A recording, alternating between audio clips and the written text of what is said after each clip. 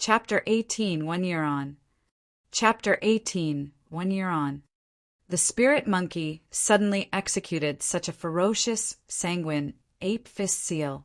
Su Zimo was taken aback.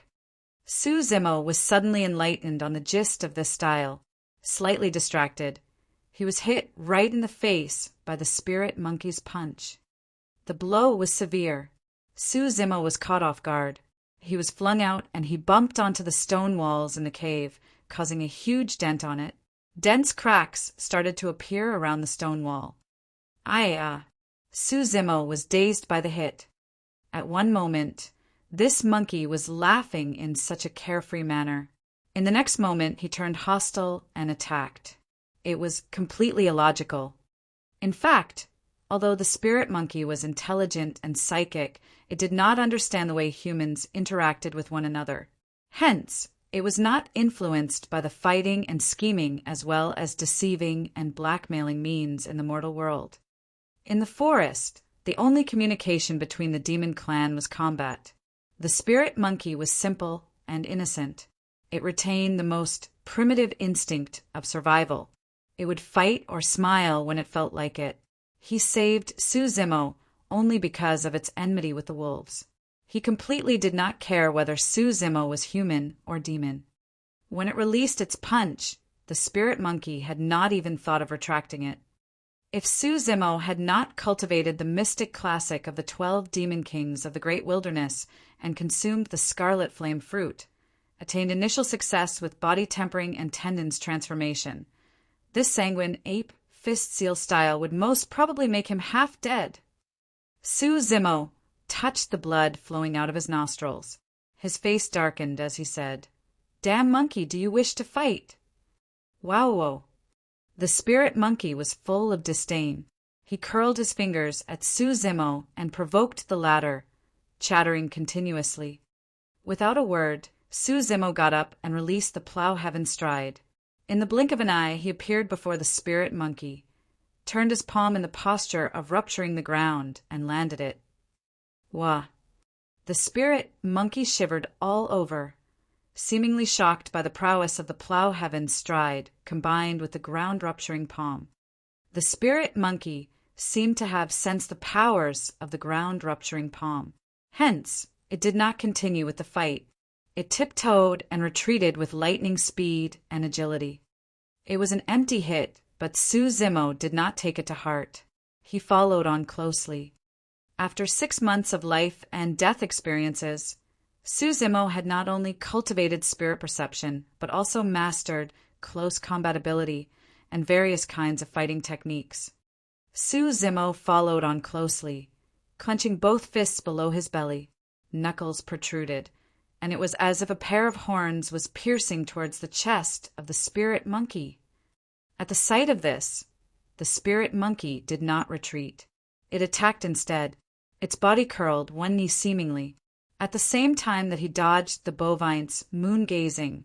Both of its palms seemed to be holding onto a fruit and lifting it up. Sanguine ape fruit offering. When the spirit monkey executed this style, Su Zimo could not sense the slightest bit of murderous intent. The posture of sanguine ape fruit offering looked like someone kneeling on one knee and paying respects obediently. However, for some unknown reason, Su Zimo suddenly felt his scalp blistering and also goosebumps breaking out all over his body. The spirit perception that he cultivated told him that a huge killing move was concealed in this style. Su Zimo closed his eyes and retreated rapidly. At the same time, he paid attention to the spirit monkey's next moves. Pang! Pang! Pang! The initial curl of the spirit monkey's body suddenly bounced open upon reaching right before Su Zimo. The large tendons in its body were pulsating. Sounds of the bowstring ran. It was suddenly releasing and gushing with murderous intent. Thoughts flashed across Su Zimo's mind. He had faintly grasped the crux of the sanguine ape fruit offering. On one hand, when his large tendons contracted and suddenly stretched, it would release greater powers. On the other hand, sanguine ape fist seal first displayed weakness and restrained the murderous intent. followed by a counterattack. Apes loved peach and fruits most, but it offered the fruit at this point in time. Something was amiss. When it offered the fruit, it was evident that the ape already had a murderous intent. Bang, bang, bang. Suzumo and the spirit monkey sparred constantly in the cave, feet curling and colliding, palms moving like saber. With Suzumo's combat techniques, he could receive and release blows freely. He was forceful and resilient, swift and flexible. He carried an aura that could block the heaven and split the earth. Shortly after, he subdued the spirit monkey. However, it was not easy for Suzumo to defeat the spirit monkey. The spirit monkey realized that it was difficult to gain the upper hand in the combat. Hence, it began to move in all directions and flee from Suzumo with swift styles and agile steps. Of course, from the beginning till the end, Suzumo did not use all of his strength. Hence, although the spirit monkey would occasionally scream loudly, gnashing his teeth, it could still get up and fight again when he was overturned by Suzumo's hit. The spirit monkey was a good sparring partner. Suzumo not only wanted to practice his martial skills, but also comprehend the gist of the sanguine ape tri-style as much as possible. A human and a monkey did not interact much, but they had an indescribable, tacit understanding with each other. In the time to come, Suzumo lived in this cave. A man and a monkey occasionally went out to look for trouble with the wolf clan. After killing many wolves, they fled before the wolves could round them up. Of course, Suzumo refused to smear himself with the spirit monkey's poop anymore. He found a type of herb that could conceal his smell and avoided the wolves. Outside the cave, Suzumo and the spirit monkey joined forces to kill wolves. After returning to the cave, after just a few interactions, a human and a monkey would indulge in a sparring match. Later on, when the spirit monkey realized that he could not gain the upper hand, it felt indignant and started to do sneak attacks. Sometimes, when Suzumo was resting, eating, or sleeping, the spirit monkey would sneak up to punch him before turning and escaping, then make funny faces at Suzumo from afar, laughing arrogantly and loudly as if it was the victor. After some time, as Suzumo's spirit perception became increasingly acute, the spirit monkey found it hard to succeed in his sneak attacks.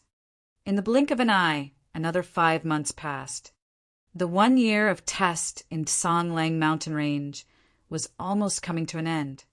During this period, Suzumo had been refining the energy of the scarlet flame fruit and devouring blood and flesh at the same time. The body tempering and tendons transformation realms advanced continuously towards phenomenal success. Suzumo's body was coordinated. It could be hard or soft, and his strides were as light as a raccoon. When he walked, there was no sound in the air and no traces in the snow. He leaped and shuttled in the dense forest like apes, using the old tree branches as a support. His feet did not even need to touch the ground. Of course, to Suzumo, his close combat ability had improved the most. In Songlang mountain range, there were not many spirit beasts that were Suzumo's match now. A man and a monkey seemed to have become the lord of the place. Many spirit beasts would choose to retreat at the sight of them. Suzumo had a hunch that the cold lake in the cave was not ordinary. During this period, he dived into the cold lake countless times, wanting to explore it. However, before Suzumo could travel to the lake bed, bone-chilling coldness would penetrate his body and slow down his blood circulation, showing signs of freezing. He would return without any success each time. Today, Suzumo planned to check out the cold lake one last time before he left the Songlang mountain range. Not long after, Suzumo rose to the surface of the water. He could not hide the disappointment in his eyes and shook his head. He still did not succeed. Body tempering and tendons transformation sections train the flesh, blood, and large tendons. In the deeper waters, the 3 body parts could endure the invasion of the cold, but when the coldness penetrated the bones and seeped through the blood veins, Suzimo could not endure it longer. In the mystic classic of the 12 demon kings of the great wilderness, the 2 sections after Tendon's transformation were bone strengthening and marrow cleansing. It seems that I have the capability to get close to the bottom of the lake only after cultivating the marrow cleansing section. I can come again and explore at that time. Suzimo said secretly. He did not know where the spirit monkey went. Perhaps it went out to look for the wolf clan's trouble. Suzimo was not worried. The spirit monkey was extremely alert and intelligent. Although there were many spirit beasts in Tsonglang mountain range, it was difficult for them to hurt it. Furthermore, during this period, the spirit monkey's ability had improved much after sparring and fighting with Suzimo. Suzimo was most curious of something. The spirit monkey seemed to have learned the Tendon's transformation section before. The spirit monkey not only knew the sanguine ape tri-style, his usual breathing and expiration was also similar to that in the Tendon's transformation section. Yet it was a little different. It seemed a little strange. When Suzimo questioned the spirit monkey, it seemed to be a taboo. It always averted his question. Later on, Suzimo no longer questioned him. Today, Suzimo did not leave the cave. He intended to bid farewell to the spirit monkey upon its return and then return to Pingyang town. 1 year had passed. Suzimo missed the Su family very much, especially his older brother and younger sister. Of course, Suzimo also looked forward to meeting Dayu again. In the blink of an eye, the sun gradually descended and it was almost evening. The spirit monkey had not returned. Suzimo furrowed his brows. There was a flash of worry in his eyes. Tsonglang mountain range was very eerie at night. Scary spirit demons would often appear looking for prey. Although Suzimo and the spirit monkey were very powerful, they were not a match for spirit demons. Hence, before the night arrived, they would return to the mountain cave. The situation of the spirit monkey not returning for the entire day had never happened before. Suzimo felt very uneasy. He suddenly stood up and drew out the thunderbolt saber that was pierced in the stone wall. He tied it to his back and stepped out of the cave. Chapter 19. You are the one courting death. Chapter 19. You are the one courting death. The sky gradually darkened. It was almost evening. It was extremely dangerous to tread in Tsonglang mountain range at this hour. Even Suzimo could not guarantee his own safety. If he were to encounter spirit demons, the odds would not be in his favor. However, Suzimo still decided to look for the spirit monkey.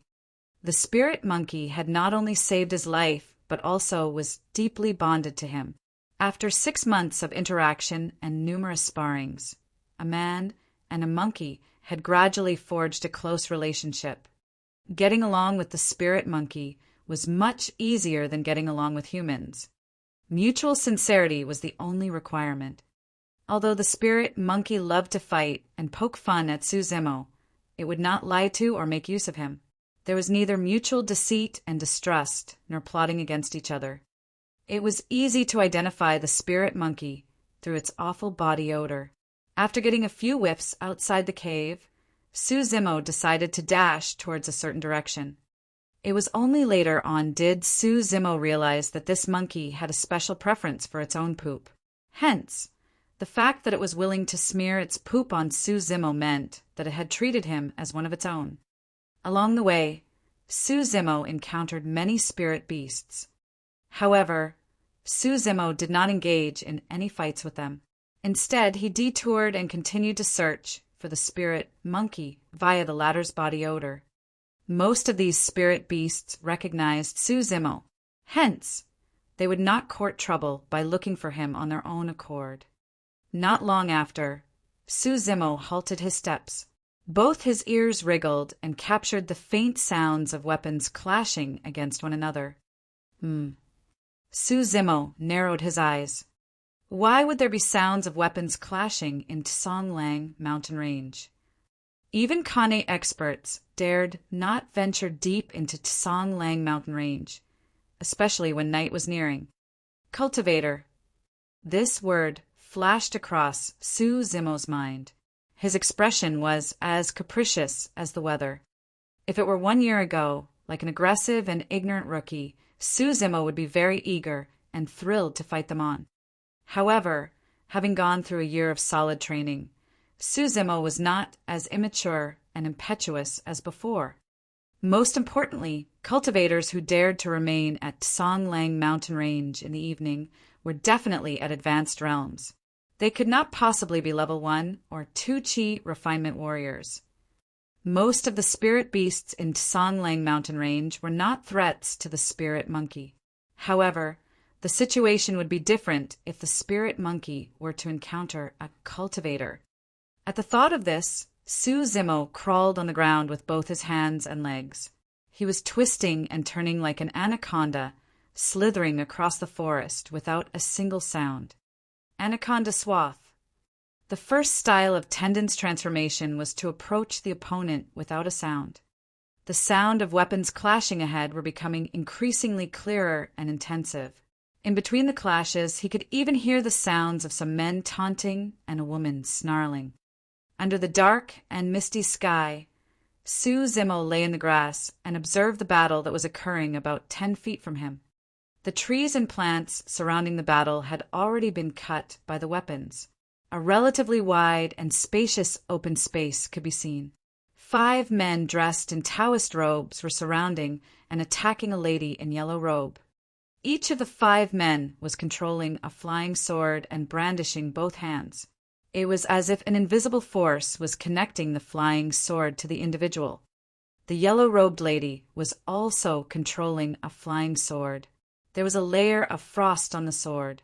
Apparently, this sword was more superior than those in the hands of the 5 men. The flying sword seemed very light and agile under the control of the yellow-robed lady. The yellow-robed lady seemed to have some treasure with her.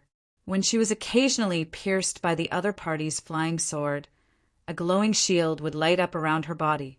However, the shine of the shield got dimmer and dimmer as time passed. The yellow-robed lady was fighting against 5 people. Her strides looked clumsy. It seemed that she could not hold up any longer. She was obviously disadvantaged now. At the sight of the fighting and killing between the cultivators, Su Zimo felt that he had widened his horizons. Su Zimo retracted his gaze and looked at the other side. Beside the battlefield, 2 men were watching the fight. Their attires were completely the same as those 5 men on the battlefield. Obviously, they belonged to the same group. There was a spirit monkey standing in between the 2 men. It was covered with injuries but looked arrogant and indignant, its eyes shining with a murderous aura. Su Zimo focused his gaze. Both the fore and hind limbs of the spirit monkey had been cuffed tightly by 2 iron hoops. The sharp spikes inside the rim of the hoops had already pierced into its flesh. The spirit monkey had completely lost its freedom. It was hard for it to move an inch. Su Zimo had never fought with the cultivators and did not know their tactics. He was further unaware of the realms that these few cultivators were at. However, a murderous intent rose in Su Zimo's heart at the thought that the spirit monkey was in trouble. His gaze was cold and sinister. Su Zimo pondered for a moment. He did not strike immediately. Instead, he lowered his body and hid himself more. This was because he knew that once he strikes, he must kill his enemies at once. He could not give the opponent any time to react. This was not a 1-to-1 combat. He faced a total of 7 cultivators. A Chi refinement warrior with a gaunt and thin face smiled and said lustfully, "Young lady, your augmentation talisman won't be able to hold out long. I advise you to surrender. Otherwise, you will suffer." "That's right. Swords and daggers don't have eyes. If they cut your little face accidentally, it will be such a pity." "Haha, you have been poisoned with our Pisces aqua powder. You can't hang on for too long, even if you are a foundation establishment cultivator." The yellow-robed lady arched her brows in anger. her expression chilly and aloof. She said coldly, "The few of you are courting death. You're just chi refinement warriors. I'm a cultivator from Azure Frost Sect. If you know what is good for you, quickly surrender." Su Zimo was stunned. He did not expect the yellow-robed lady to be a Foundation establishment cultivator. The frightening thing was that she was seemingly poisoned by the Pisces aqua powder. Hence, she would not be a match for these 5 chi refinement warriors. As to the augmentation talisman mentioned by that chi refinement warrior, Su Zimo had heard about it. One of the chi refinement warriors, who had a large face, sneered, "Hey, since we know that you are a cultivator of Azure Frost Sect, the more we can't let you off. You have fallen into the joyful Seven's hands. We'll make you feel so ecstatic that you will crave for death.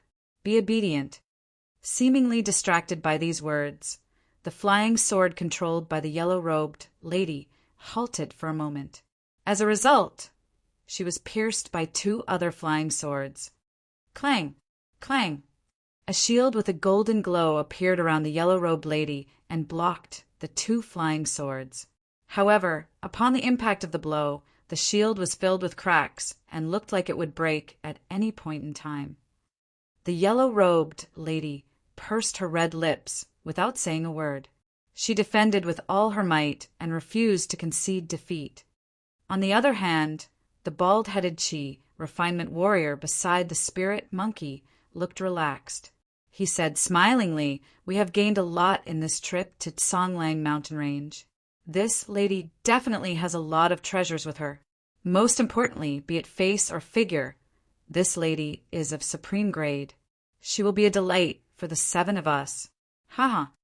That said, if we don't have the beast-trapping hoop that Master passed down to us, we really won't be able to take down this monkey," said another chi refinement warrior who was carrying a long rod. There was a lingering fear in his heart. The bald-headed chi refinement warrior sneered and said, "After we return, let's torture this monkey and force it to pledge a blood oath. I don't believe that we can't subdue a beast." When the 2 saw that the outcome was quite certain, they could not help relaxing a little and chatting casually. At this moment, there was a bloody shine in the spirit monkey's eyes. Initially rooted to the ground, it suddenly turned its body and opened its mouth wide, revealing its sharp teeth as it bit the neck of the chi refinement warrior beside him. The spirit monkey's limbs could not move as they had been bound. However, biting was an innate skill of it since the day it was born. If it could successfully bite the chi refinement warrior, the latter would not have any chance of surviving. The spirit monkey was tall and big. It had to lower its head to bite the chi refinement warrior, who was relatively shorter. In addition, its body was restrained. As such, its action was slightly delayed, and that person reacted in time. The countenance of the chi refinement warrior holding the rod changed. He quickly dodged. Pierce. Although he had avoided being bitten on the vital point of his neck, a big piece of flesh on his shoulder tip had been torn off by the spirit monkey. Fresh blood was spilling out from it. "Ah!" The chi refinement warrior cried in pain, looking ghastly pale. He touched the small cloth bag below his waist, and a porcelain bottle appeared in his palm. He opened the bottle and took out a tuft of powder-like substance before applying it on his wound. This stopped the fresh blood from dripping. It was very amazing. After the chi refinement warrior managed his wound, he lifted his steel rod furiously. There was a flash of light, and the rod landed hard on the knees of the spirit monkey. He scolded, "Bastard, kneel down." There was a loud thud on the ground. The spirit monkey trembled. Flashes of pain could be seen in its eyes. However, this hit by the rod did not make the spirit monkey kneel down. On the contrary, it provoked its murderous instinct. The spirit monkey chewed the piece of torn flesh rampantly, revealing a ferocious and menacing glare. It then swallowed it in one gulp. Thereafter, it turned to face the chi refinement warrior and laughed gaga, loudly with a mocking look in its eyes. He was untamed, obstinate, and unyielding. "Bastard, you're courting death." At the sight of the spirit monkey's behavior, the Chi refinement warrior's fury intensified. He did not care whether his wound would burst open. He lifted the steel rod again and smashed it towards the top of the spirit monkey's head. At this very moment, a cold voice rang in his ears. "You're the one courting death." Chapter 20 Kill. Chapter 20 Kill. When this sound was heard, it was accompanied by a strong aura of death that almost suffocated him. "Who is this? You actually sneaked up behind me quietly and I didn't notice it?" Before he could finish his thought, his head hurt and he lost consciousness immediately. Initially, the Chi refinement warrior who was standing at the other side looked relaxed when he saw his comrade teach the spirit monkey a lesson agitatedly. He did not expect to see such a terrifying and eerie scene. A distance away, the bush had moved a little, but the bald-headed Chi refinement warrior did not take it to heart. However, a figure mysteriously appeared behind his comrade in the next moment. Enshrouded by the misty and dark skies, the intruder exuded a towering murderous aura, as if he was a ghost from hell. It happened too quickly, and suddenly, the intruder slammed his palm on the head of the Chi refinement warrior, holding the rod. The latter was caught off guard and could not defend himself at all. Poof! Poof! Poof! The head of the Chi refinement warrior, holding the rod, was actually pressed directly into his chest. Blood-chilling sounds of flesh and blood bursting could be heard coming from the neck. The bald-headed Chi refinement warrior looked aghast. Just as he was about to shout out loudly, he saw the intruder taking successive moves. The figure stretched his legs, had reached him in just 2 strides. The murderous aura was pervasive. This overbearing aura forced the bald-headed Chi refinement warrior to swallow the words in his mouth back into his throat again. The bald-headed Chi refinement warrior instinctively stretched out his hands towards the cloth bag on his waist. He calmed down, slightly only when a flying sword landed in his hands. However, before the Chi refinement warrior could draw out his flying sword, the intruder's palm had already landed on him. "Pah!" The skull of the bald-headed Chi refinement warrior was smashed in just 1 hit. His brain split, and he died on the spot.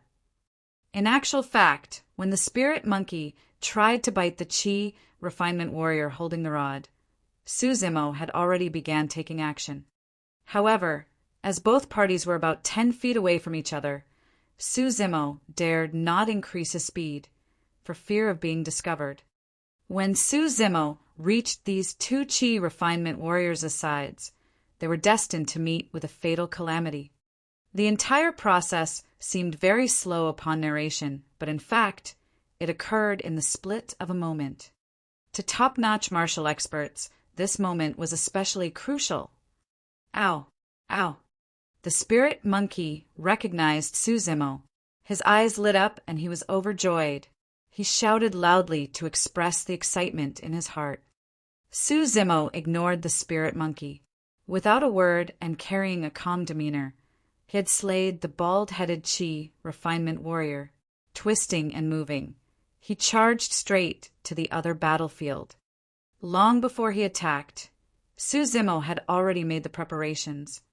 Once he attacked, he had to give it his best shot and crumble the other party in lightning speed.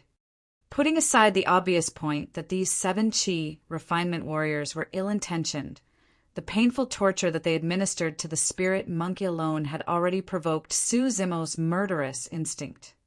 Most importantly, if he were to let off any one of them, they would become a source of endless trouble. Suzimo heard very clearly that these 7 individuals were from the Joyful clan.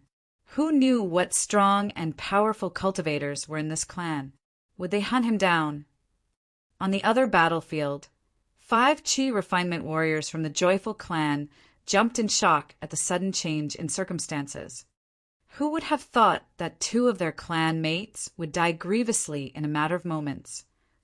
The most perplexing thing was that the intruder was clad in skins of beast and full of black stubble on his face. He looked like an uncivilized, primitive wild man. They also could not sense any flow of spirit chi from his body. He was not a cultivator.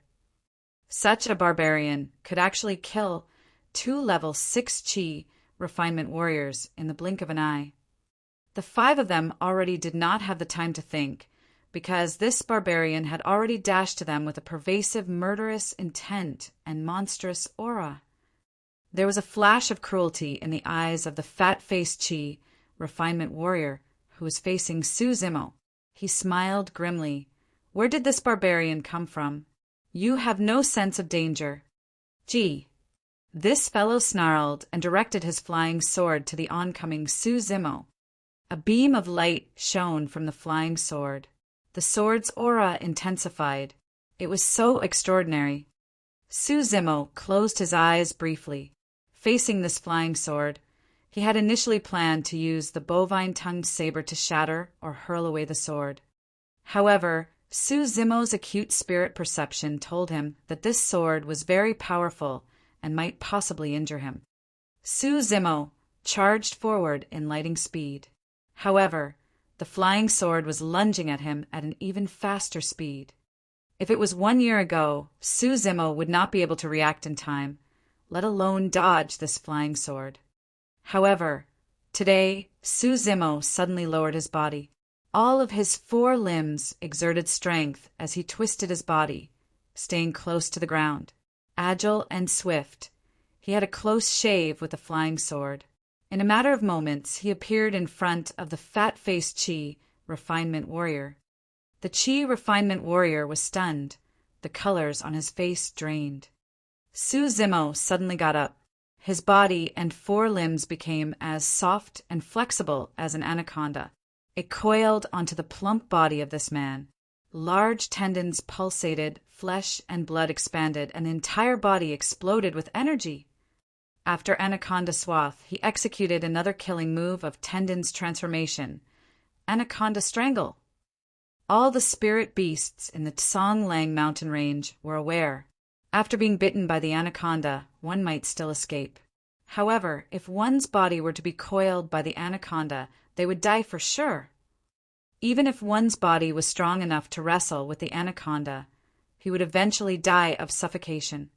In the past 6 months, although the spirit monkey often sparred with Su Zimo, it had never dared to allow Su Zimo to close up on and coil it. This chi refinement warrior did not have a body that was as strong and resilient as the spirit monkey.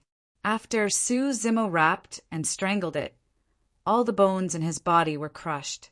Deafening sounds of pa, pa, could be heard. It was horrible and gruesome. Poof! Bloody fog filled the air.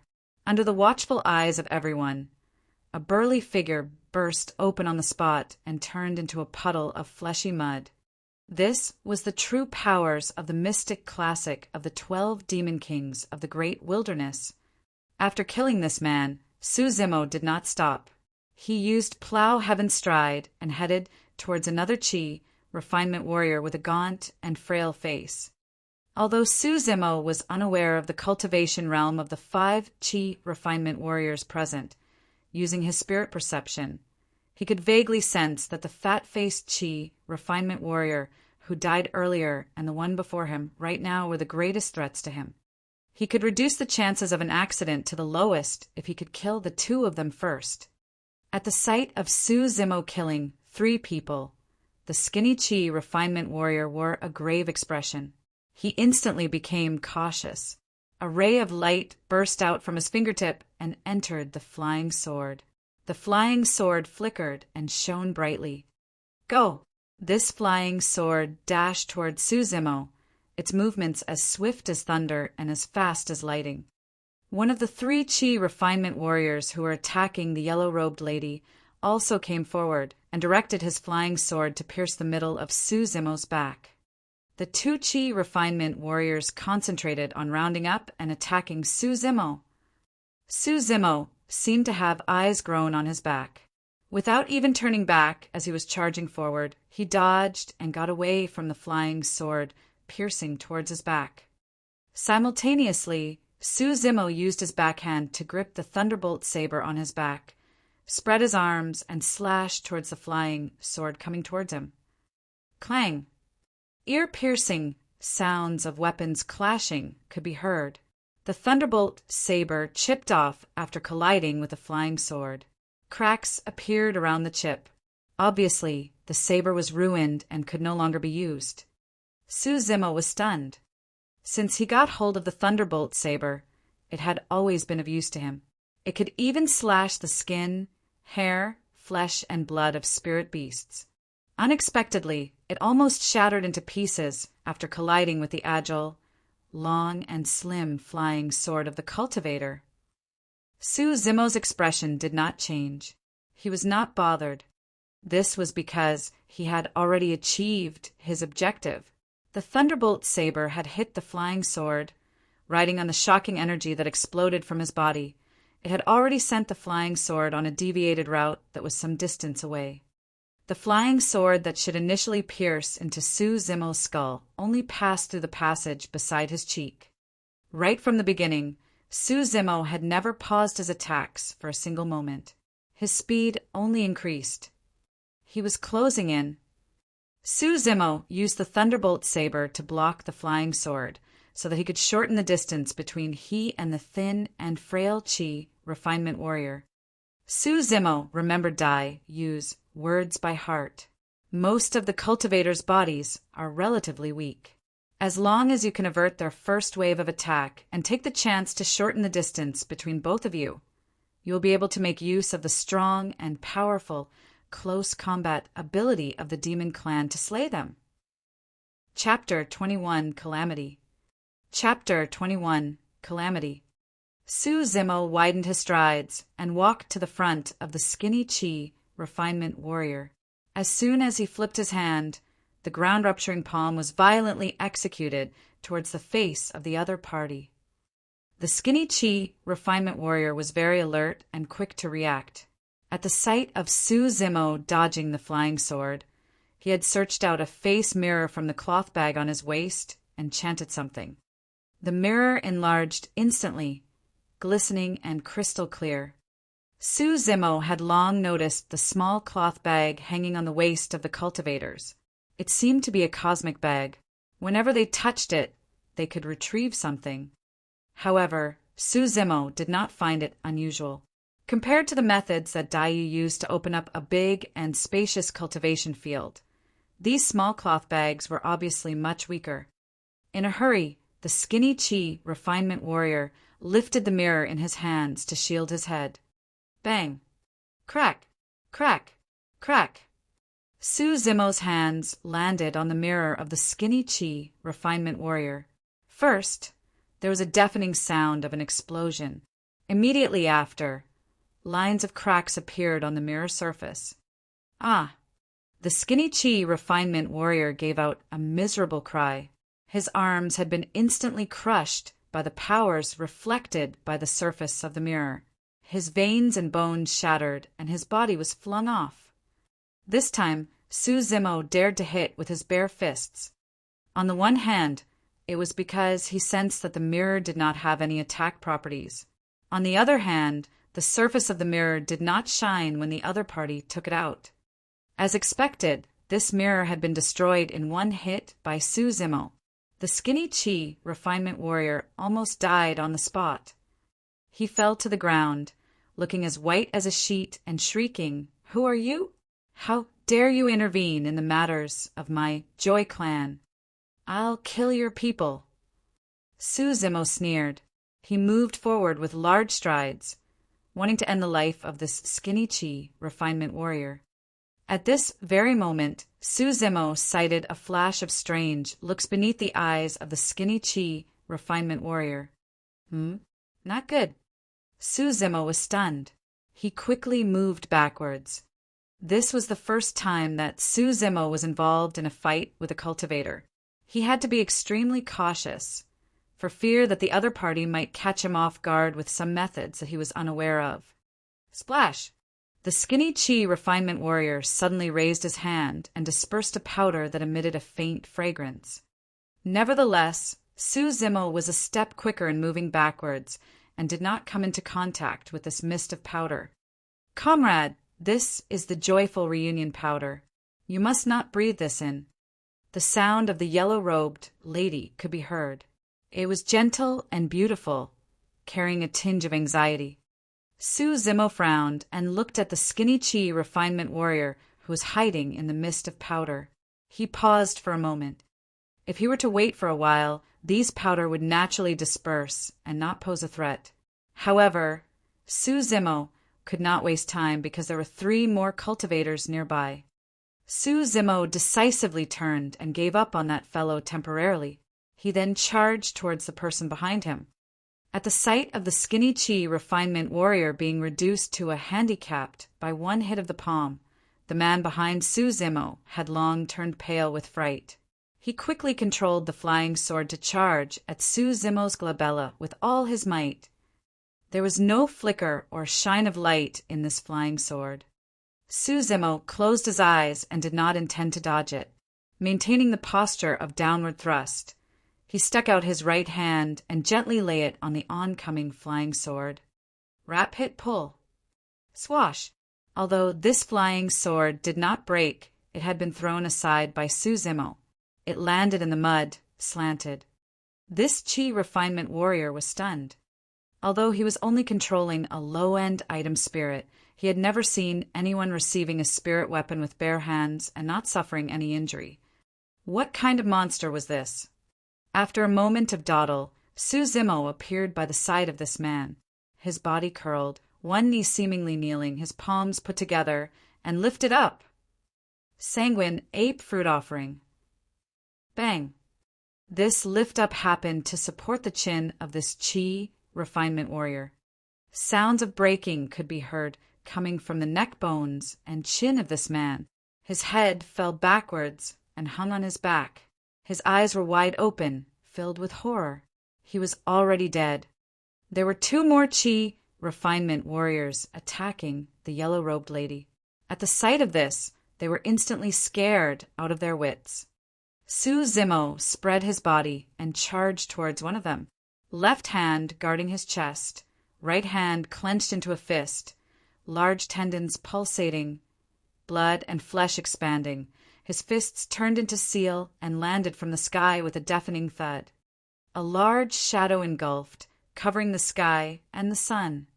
This Chi refinement warrior was stunned so badly by Su Zimo's aura that both his lungs and guts were splitting. How would he dare to try to attack or defend?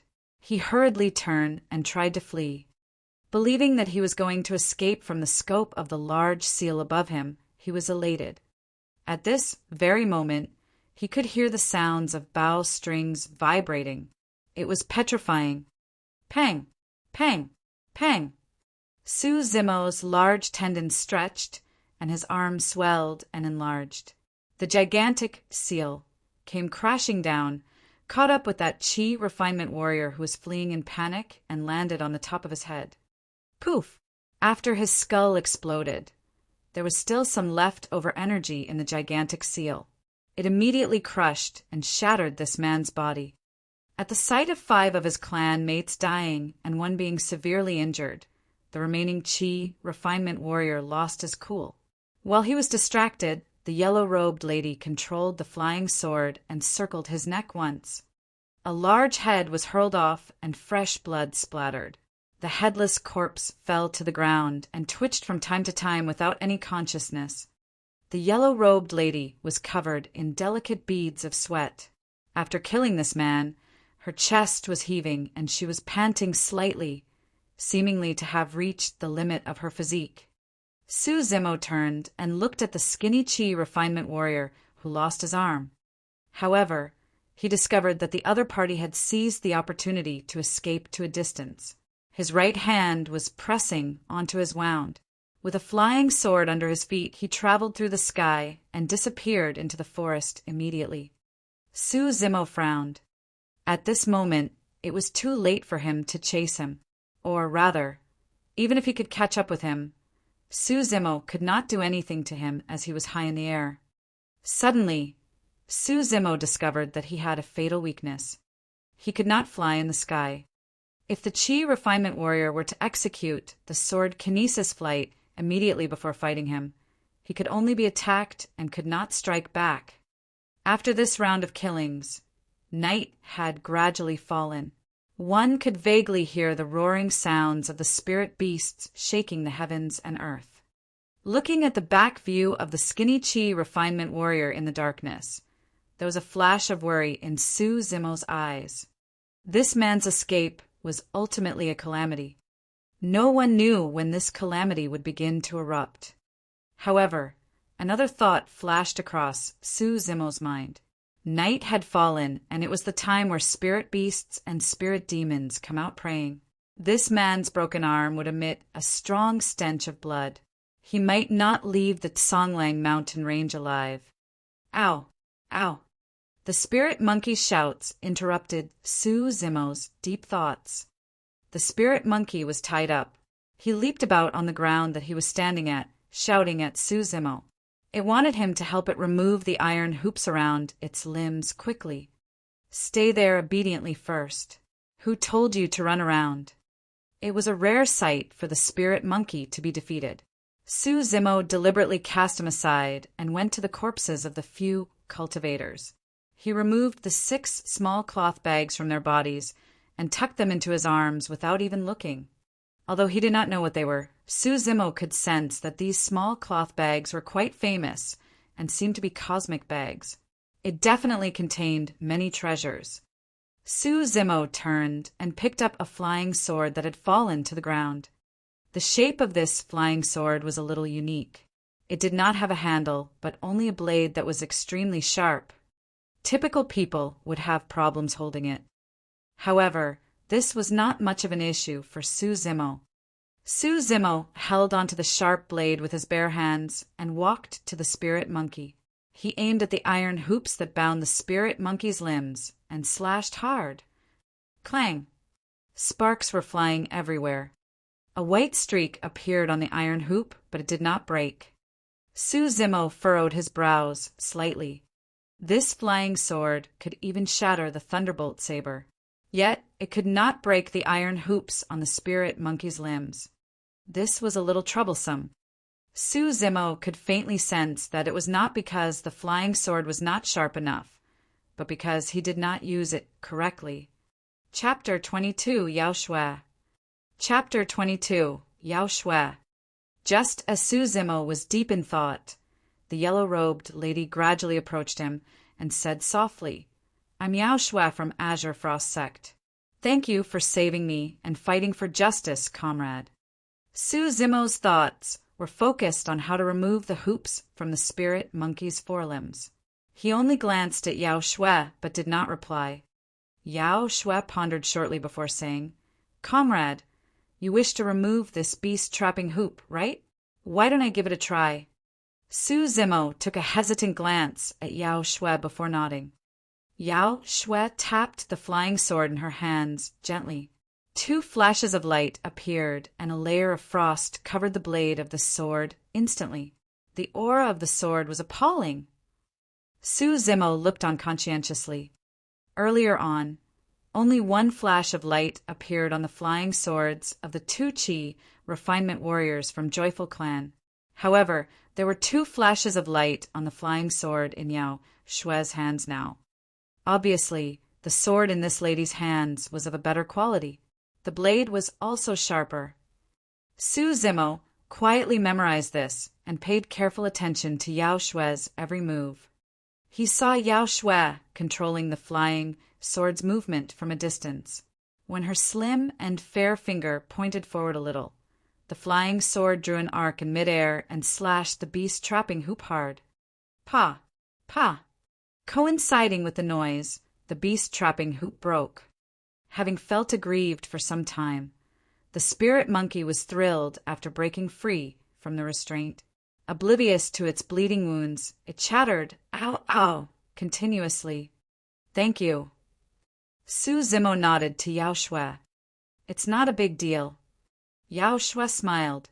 Suddenly, a doubt arose in her heart, and she could not help asking, "Is this a spirit beast that you reared and nurtured?"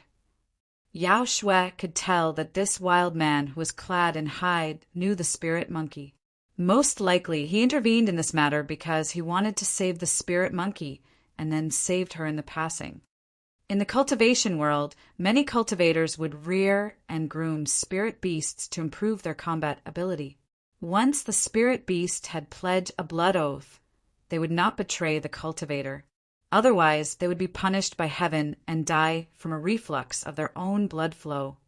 Upon hearing this question, Su Zimo frowned, shook his head, and said, "He is my friend." "Ah." Yao Shui blinked her eyes. She was very puzzled.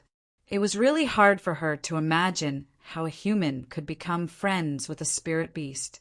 Since ancient times, human and demon were of different paths and in constant fights with each other. Their relationship was getting from bad to worse. There was only one possibility of interaction, a master and slave relationship whereby one party had taken a blood oath. The term friend truly seemed a little unique when it came to the two different clans.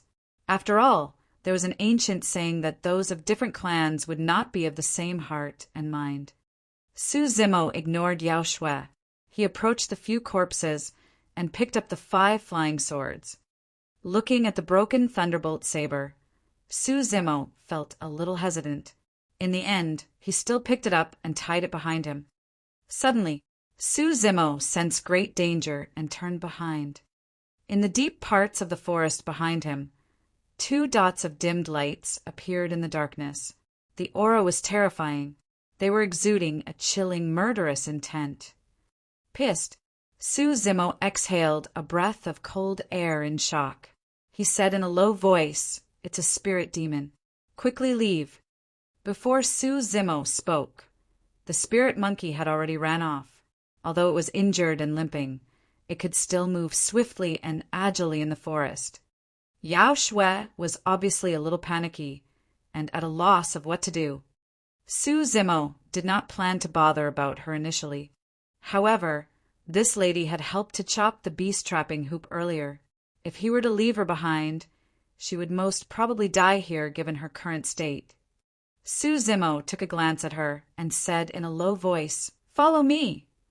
Just as he spoke, Su Zimo had already begun to move forward. Yao Shui's cheeks blushed faintly. She gritted her teeth and quickly followed him. Yao Shui had been poisoned with the Pisces aqua powder. She would not be impacted much if she could force out the poison and nurse her injuries. However, she had just been engaged in a fierce battle with the Joyful 7 earlier and almost exhausted all her spiritual powers.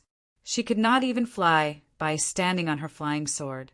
As such, she gradually could not endure the effects of the Pisces aqua powder. She felt her entire body heating up and limbs numb. Yao Shui was very clear of the effects of the Pisces aqua powder.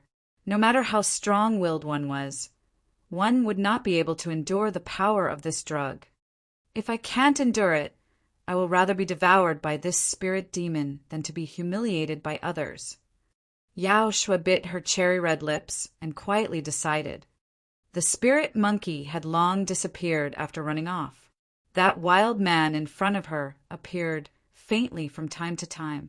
Yao Shui tried her best to chase up to him. The unknown spirit demon behind followed her closely. Its chilling gaze was like a thorn on her back, never disappearing for a moment. After running for a while, Yao Shui's legs were wobbly. She almost tripped and fell onto the ground. Although she was already prepared to be buried in the beast's mouth, she was terrified at the thought that she would be torn apart and devoured by the spirit demon. Sounds of the spirit demon treading on the grass behind her were getting closer and closer. The murderous intent was pervasive and cold. Yao Shui could even smell the fishy breath of spirit demon's mouth. However, at this very moment, Yao Shui did not have the energy to run anymore. Forget it.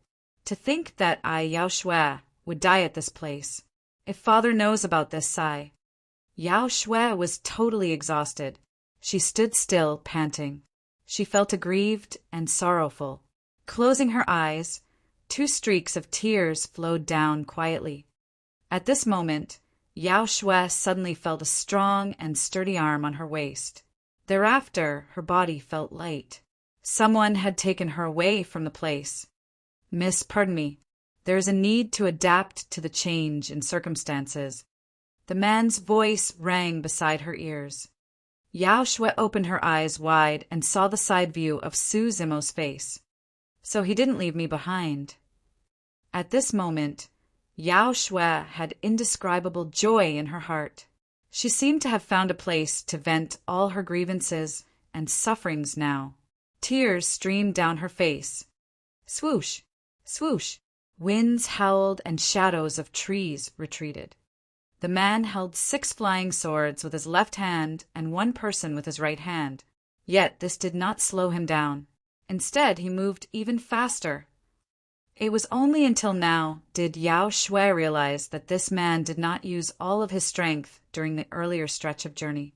Otherwise, she would not have been able to catch up with him. This person is not bad. Yao Shui was drained of energy. Leaning closer to the man who carried her, the Pisces aqua powder was continuously taking effect, causing her thoughts to run wild. Yao Shui was stunned. She quickly bit the tip of her tongue and tried hard to maintain soberness. Dashing left and limping right from time to time, the man seemed to be very familiar with the Songlang mountain range. Although Yao Shui could hear the spirit beast roaring, they did not encounter any attack. After an unknown period of time, Yao Shui felt dizzy and could no longer control her body. Yao Shui was gradually losing her consciousness. At this moment, the man's voice rang again. Miss, wake up! Ooh, ooh. Yao Shui's body was feverish and she was sleep-talking. Swoosh! Sounds of water could be heard. Ubiquitous feelings of coldness surrounded Yao Shui's burning body. Shivering, Yao Shui sobered up, her pair of eyes gradually regaining sight. Titus, where is this? Shivering, Yao Shui asked and looked at the surroundings. This was a small and narrow mountain cave. She was in the middle of a cold lake, and there was nothing around it. Although the effect of the Pisces aqua powder was still present, the bone-chilling coldness from the lake waters constantly stimulated Yao Shui's nerves and allowed her to maintain sober. You are a foundation establishment cultivator. Coupled with the aid of this cold lake, you will most likely be able to diffuse the effects of the Pisces aqua powder. After saying these words, the man turned and left. Before leaving, that man found a few pieces of wolf skins and covered the entrance of this small and narrow cave. Sounds of the man's steps gradually faded away. Noticing all these, feelings of strangeness rose in Yao Shui's heart. After falling into the lake, her clothes were already drenched. Nevertheless, the man did not peep at her at all. He was also very meticulous. He covered the cave's entrance as he was afraid that she would feel awkward. Although the effect of Pisces aqua powder was strong, it did not constitute as a threat to foundation establishment cultivators. Yao Shui was feeling miserable that she did not have a chance to force the effect of the Pisces aqua powder out. Now that she was sober again, she quickly searched out an elixir from her storage bag and put it into her mouth. She then began to circulate the Spirit Heart Sutra. At this very moment, she could hear the man's voice mingled with the spirit monkey's chatters outside. A man and a monkey seemed to be communicating. The man's voice was neither loud nor soft. The volume was just audible to Yao Shui. Yao Shui felt her heart warmed. That man used such a method to tell her that he would always stay outside the cave. He was neither too far from nor too close to her. Hence, she could heal her injuries without any worries. This man is really interesting. Yao Shui smiled gently. She looked so beautiful and flawless. Chapter 23. Fallen Deep into a Vortex. Chapter 23. Fallen Deep into a Vortex. Su Zimo stepped out of the cave. The spirit monkey was waiting for him outside. The spirit monkey laughed gaga, pointing to the inside of the cave. He winked and made faces at Su Zimo with a strange expression. He even wiggled his body a few times. Su Zimo cursed and laughed. This damn monkey. You know everything. In actual fact, although Su Zimo had not heard of the joyful reunion powder, he could vaguely guess the purpose and effect of this drug. He had studied for more than a decade. Su Zimo would not take advantage of another person in a perilous state, not to mention that both of them met by chance. How are your injuries? Su Zimo asked. Whoa. The spirit monkey waved its hands to express that it was fine. The spirit monkey's physique was amazing and body healing capabilities were extremely strong. It would recover in a few days' time. After being silent for a while, Su Zimo said softly, I'll be leaving. Oh! The spirit monkey widened its big eyes. They were filled with puzzlement. In the cognition of the spirit monkey, Su Zimo was similar to him. He lived in the Tsang Lang mountain range, had no one to rely on or turn to, and had no strings attached. Su Zimo pointed to the direction of Pingyang Town and said, There's a town about a few dozens of kilometers from Tsang Lang mountain range. My home is over there. I have to go back now. The spirit monkey stopped shouting. Tears welled up in its eyes. It looked a little sad. Turning its back, it quietly licked the wounds on his body. Su Zimo felt a little complicated too.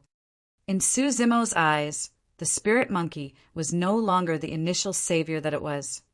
The spirit monkey was a friend whom he ate, lived, and shared weals and woes with. Su Zimo had also thought of bringing the spirit monkey with him, but this was not realistic. On one hand, Su Zimo was worried that the spirit monkey could not get used to the outside world. On the other hand, he was worried that he would not be able to protect the spirit monkey. The spirit monkey was obstinate and unyielding. It was also eccentric and untamed.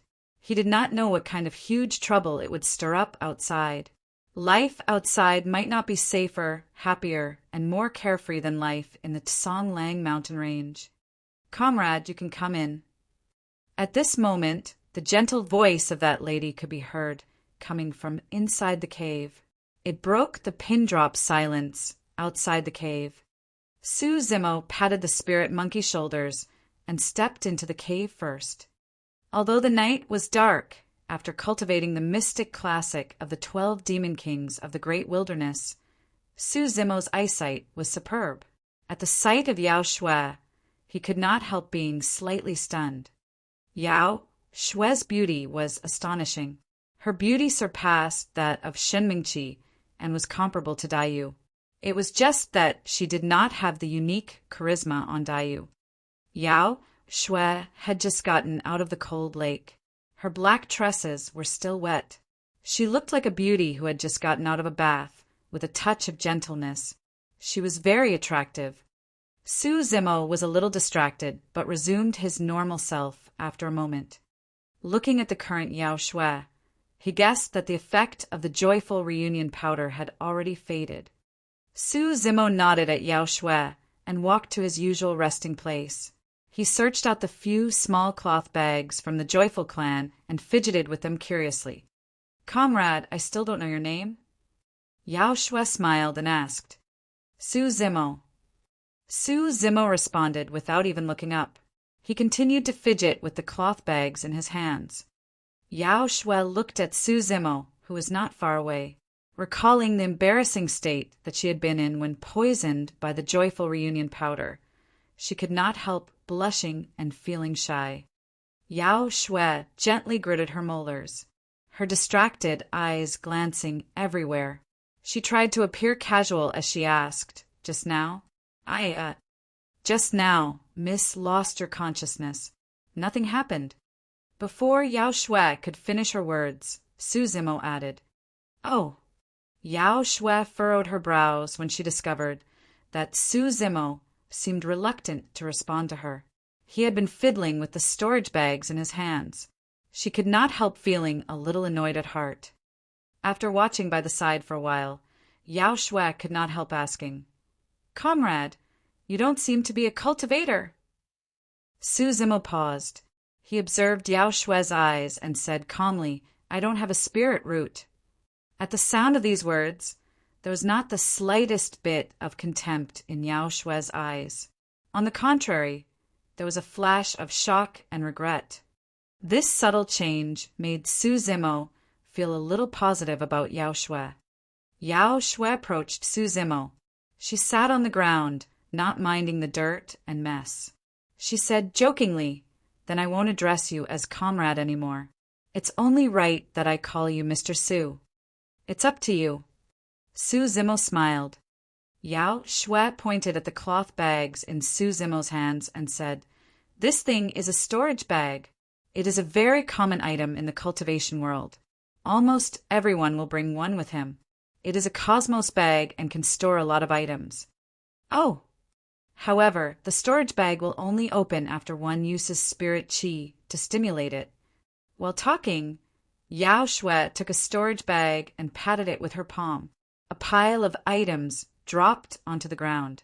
Most of them were bottles and jars. There were also dozens of stones the size of a fist. These are spirit stones. This is something that a cultivator cannot do without.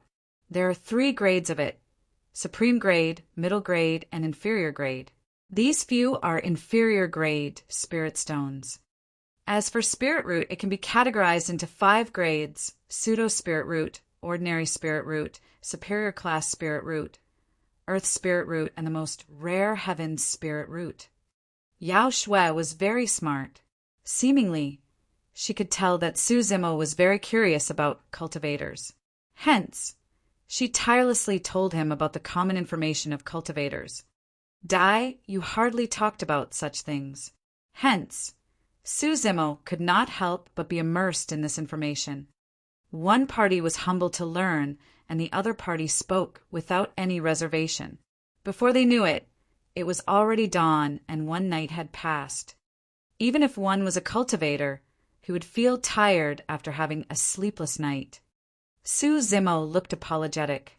He got up and said, "Miss Yao, regarding this information on cultivators, thank you for teaching me generously. I have gained a lot." Yao Xue smiled and said, "If you wish to thank me, give me 3 pieces of wolf skins. This is also my purpose for this trip." There were hundreds of wolf skins inside this cave. Su Zimo waved his big hands and said, "Take as much as you want." Yao Xue said, "Actually, everything on the spirit beasts are treasures. To a talisman master, hides are a necessity. You have so many spirit beast hides in the cave. If you sell them, you will be able to get many spirit stones in return."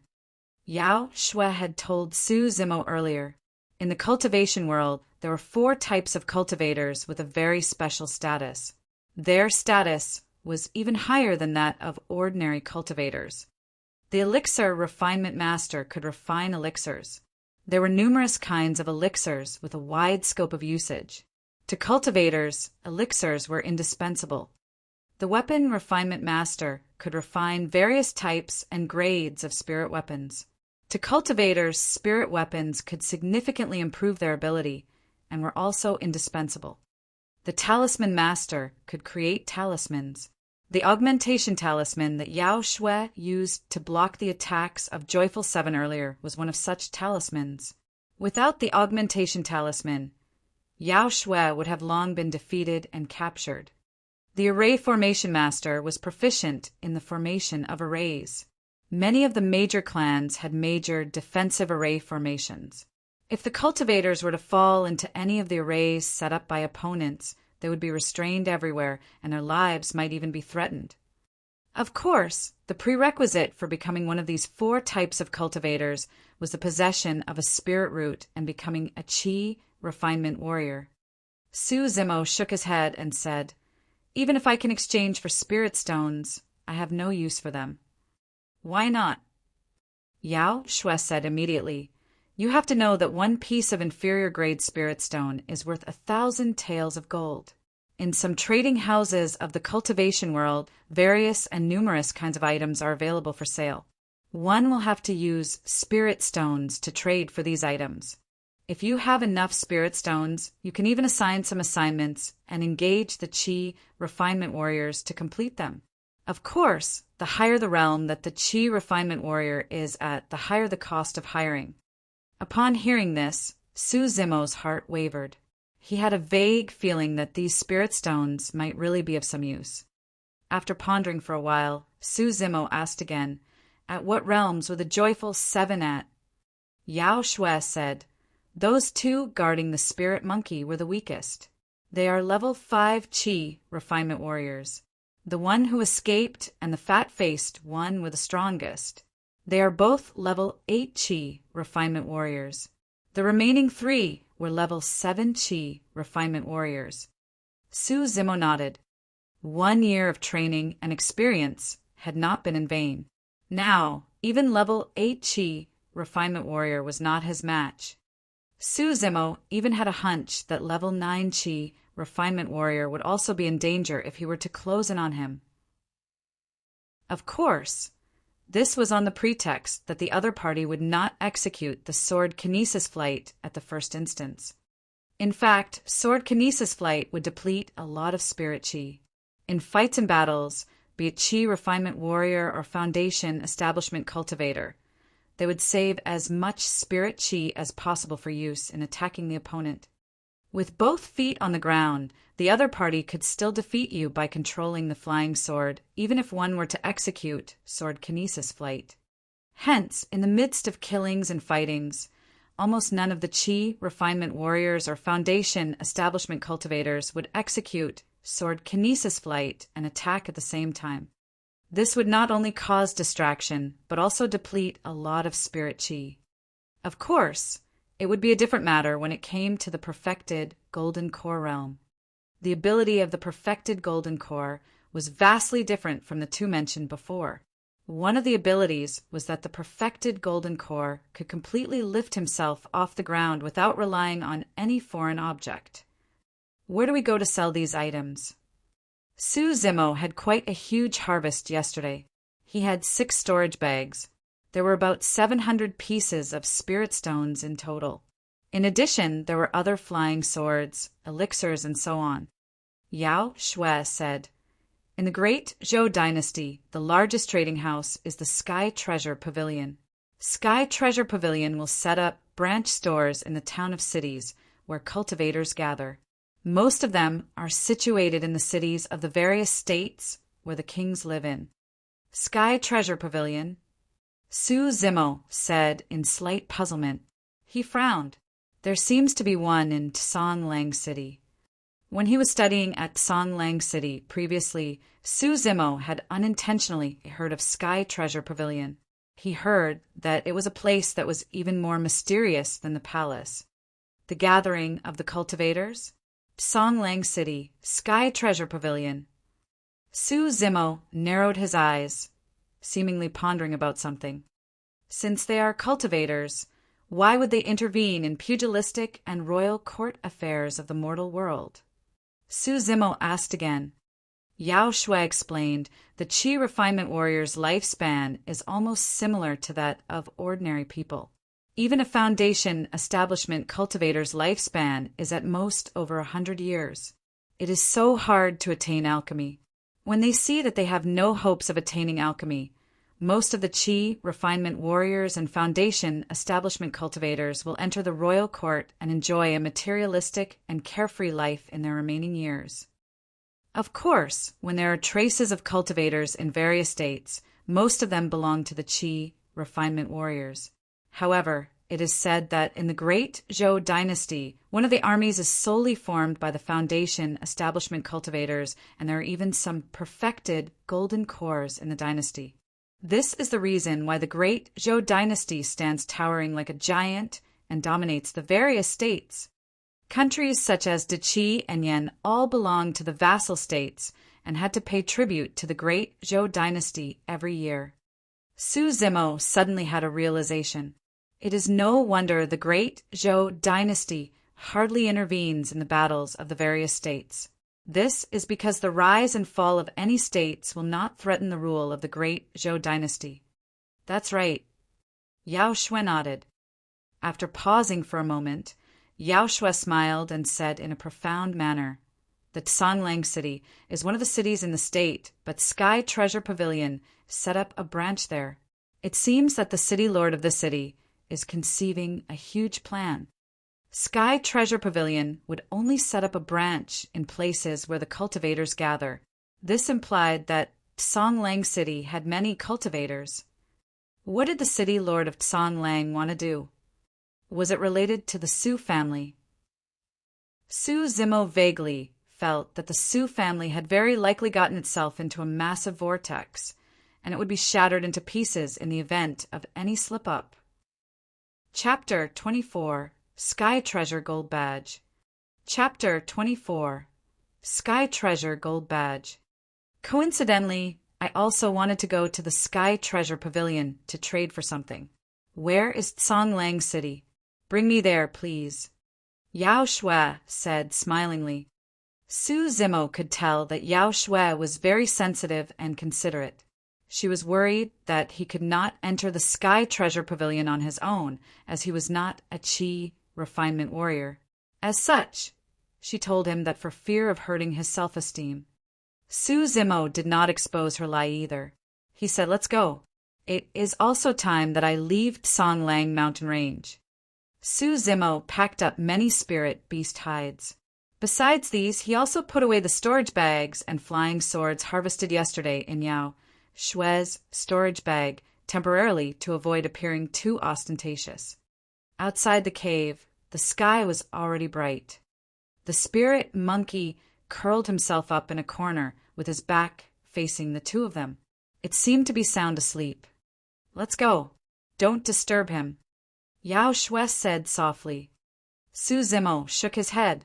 He went to the side of the spirit monkey and kicked it without giving any warning. He chided smilingly, "Stop pretending to be dead. Wake up and send me off." This kick was very sudden and forceful. Even Yao Shui was taken aback. Unexpectedly, the spirit monkey, who was initially sleeping soundly, seemed to be long prepared for this. Swoosh!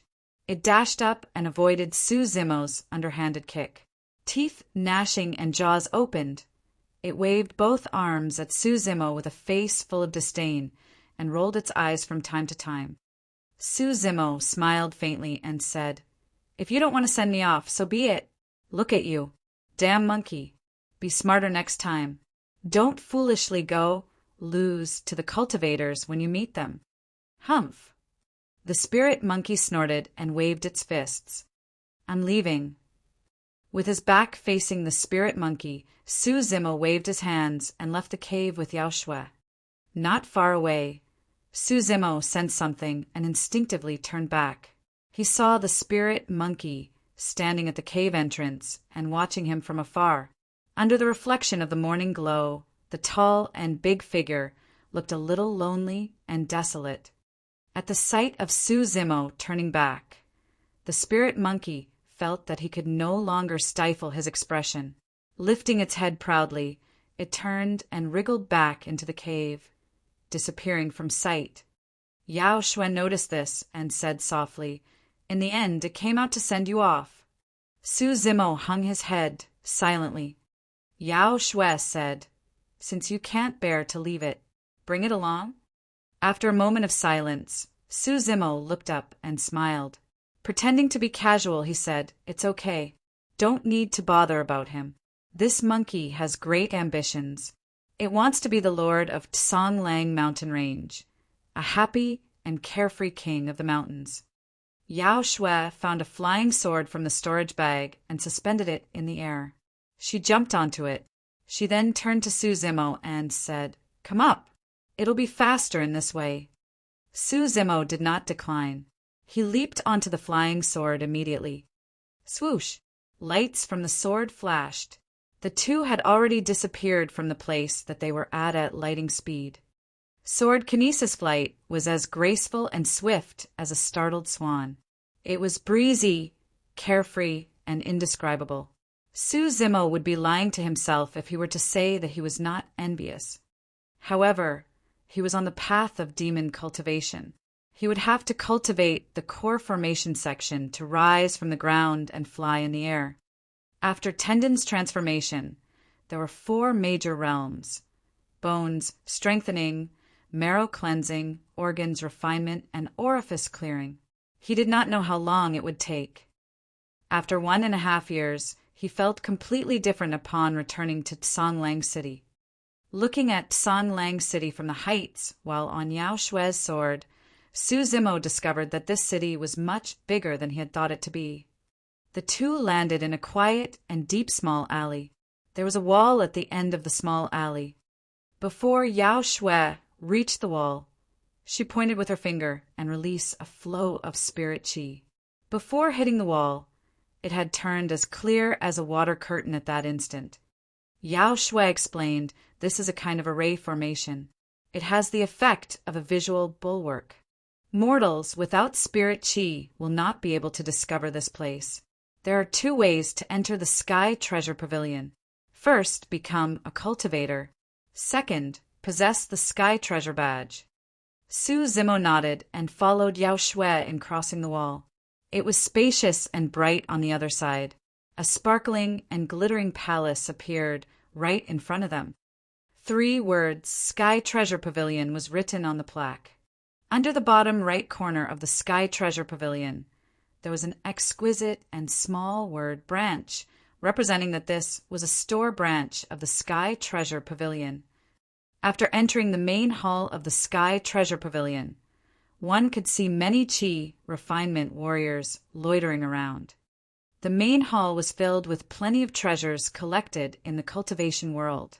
There were elixirs, spirit items, talismans, cultivation technique, secret manuals, and so on. It had everything that one wished for. Follow me upstairs.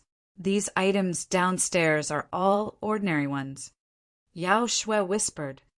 Under the envious gaze of many Qi refinement warriors, Su Zimo followed Yao Shui upstairs.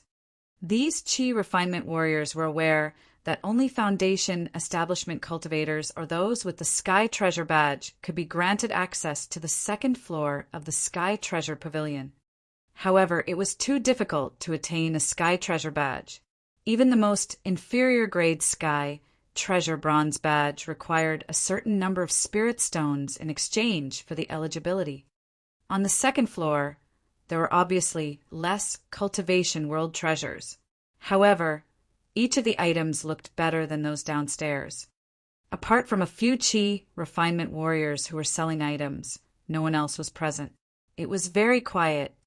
Yao Shui knocked on the table. She flashed a piece of exquisite gold badge and said in a low voice, "Get your pavilion manager out!" The Qi refinement warrior was startled instantly. He responded to the rudeness with a flattering smile. "Senior, please wait here for a moment." Very soon, a figure dressed like a businessman hurried over. He was rather plump but swift in his movements. Selling something. Yao Shui went straight to the point. She took out the hundreds of spirit beast hides, various elixirs, and the few flying swords. Su Zimo had already planned to sell everything and exchange them for spirit stones. It will be a total of 3,070 pieces of inferior grade spirit stones. The manager of Sky Treasure Pavilion calculated before he wiped his sweat and said. Yao Shui waved her hands and said, "Undoubtedly, let's round it to 3,100. This okay." The manager hesitated slightly but agreed thereafter. Su Zimo suddenly realized that Yao Shui seemed to be born of an extraordinary origin. Every move of hers was filled with a strong aura of elegance. 3,100 pieces of spirit stones, coupled with the 700 other pieces in the storage bags of the Joyful Seven, Su Zimo had close to 4,000 spirit stones now. This was also considered a huge wealth amongst the high-level Qi refinement warriors. "How do you intend to use this sum of spirit stones?" Yao Shui asked. Su Zimo had some plans in his heart. He said in a deep voice, "I want to refine 2 weapons, 1 bow and 1 saber." After the battle with Qi refinement warriors at Songlang mountain range, Su Zimo discovered his own weakness. He was unable to leave the ground and fly in the sky. If he were to encounter Qi refinement warriors who used sword kinesis flight in the future, Su Zimo would deal with them with his bow and arrows. As for the saber, apart from protecting himself and attacking the enemy, it could also block the spirit item of the Qi refinement warrior and take the chance to reduce the distance separating them. Besides inferior grade, middle grade, superior grade, supreme grade weapons, there was also another type of spirit weapon called pseudo-spirit weapon. The reasons why spirit weapons were powerful were twofold. On one hand, the materials used to refine the weapons were rare spirit items. On the other hand, after numerous hammering and refining by the weapon refinement master, the impurities had been removed. The weapon would not break easily as it was both hard and strong. Most importantly, one had to look at the spirit pattern condensed on it to analyze the grade of the spirit weapon. An inferior grade spirit weapon would have one spirit pattern. Amongst the joyful 7, 2 of them had flying swords of this grade. The flying sword in Yao Shue's hands was a middle grade spirit weapon as it had 2 spirit patterns. Weapons with 3 spirit patterns were superior grade, while those with 4 spirit patterns were of supreme grade. Before the cultivators engaged in a fight, it would inject the spirit qi into the spirit weapon. This would invigorate the spirit pattern to shine. The more lines there were, the more powerful the spirit weapon. The so-called pseudo-spirit weapon was referring to weapons made of the same materials as the real ones. They were also made by the weapon refinement master, but there was no spirit pattern condensed on them. To Su Zimo, whether the weapons had spirit pattern or not did not make a difference. He could not invigorate them at all. As long as the weapon was strong and hard enough to block the impact of spirit weapons and cause death and injury to the Qi refinement warrior, it would suffice. The manager of the Sky Treasure Pavilion said, "It costs very little to refine 2 pseudo-spirit weapons. Including the costs of materials and hiring the weapon refinement master, a few hundred inferior-grade spirit stones are enough. How long will it take?" Su Zimo could feel that the Su family was going to face a calamity soon. He wanted to improve his ability as soon as possible. At least 3 days. The manager of Sky Treasure Pavilion said, "On a separate note, it is easy to refine the bow, but not the bowstring."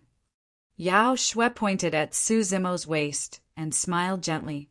"The python tendon on your waist can be used as a bowstring."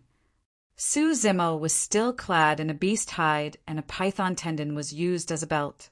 Yao Shui reached out her hands and gently pushed Su Zimo, covering her nose. "Quickly bathe and change your clothes. You can remove the python tendon then."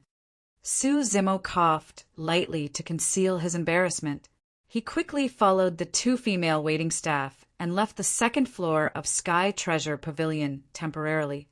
Not long after, Su Zimo returned to the Sky Treasure Pavilion. When Yao Shui glanced at him from the corner of her eyes, she could not help feeling stunned. At this moment, Su Zimo was dressed in a green robe. He had shaved away his stubble. Bright, clear eyes and delicate features. He exuded a strong, scholarly aura. He was like a different person from before. Who is this?" Yao Shui turned both her palms, leaned forward slightly, and moved closer to him. She tilted her head and asked with a trace of a smile in her eyes. Su Zimo's gaze was bright and clear. He smiled but was silent. "A young master indeed.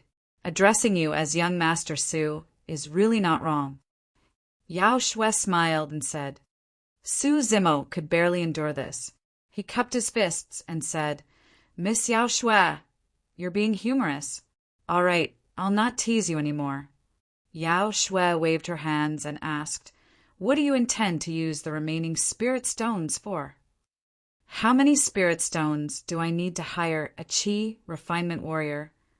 Su Zimo planned to hire 1 Qi refinement warrior to protect the Su family.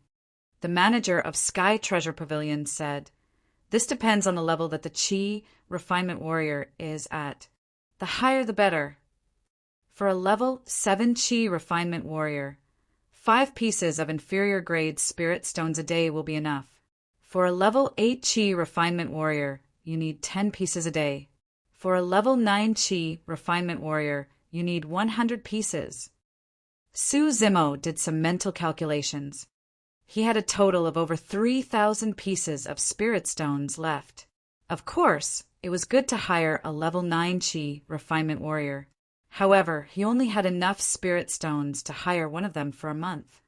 No one could guarantee when the danger would come. On the other hand, hiring a level 8 Qi refinement warrior could protect the Su family for an entire year.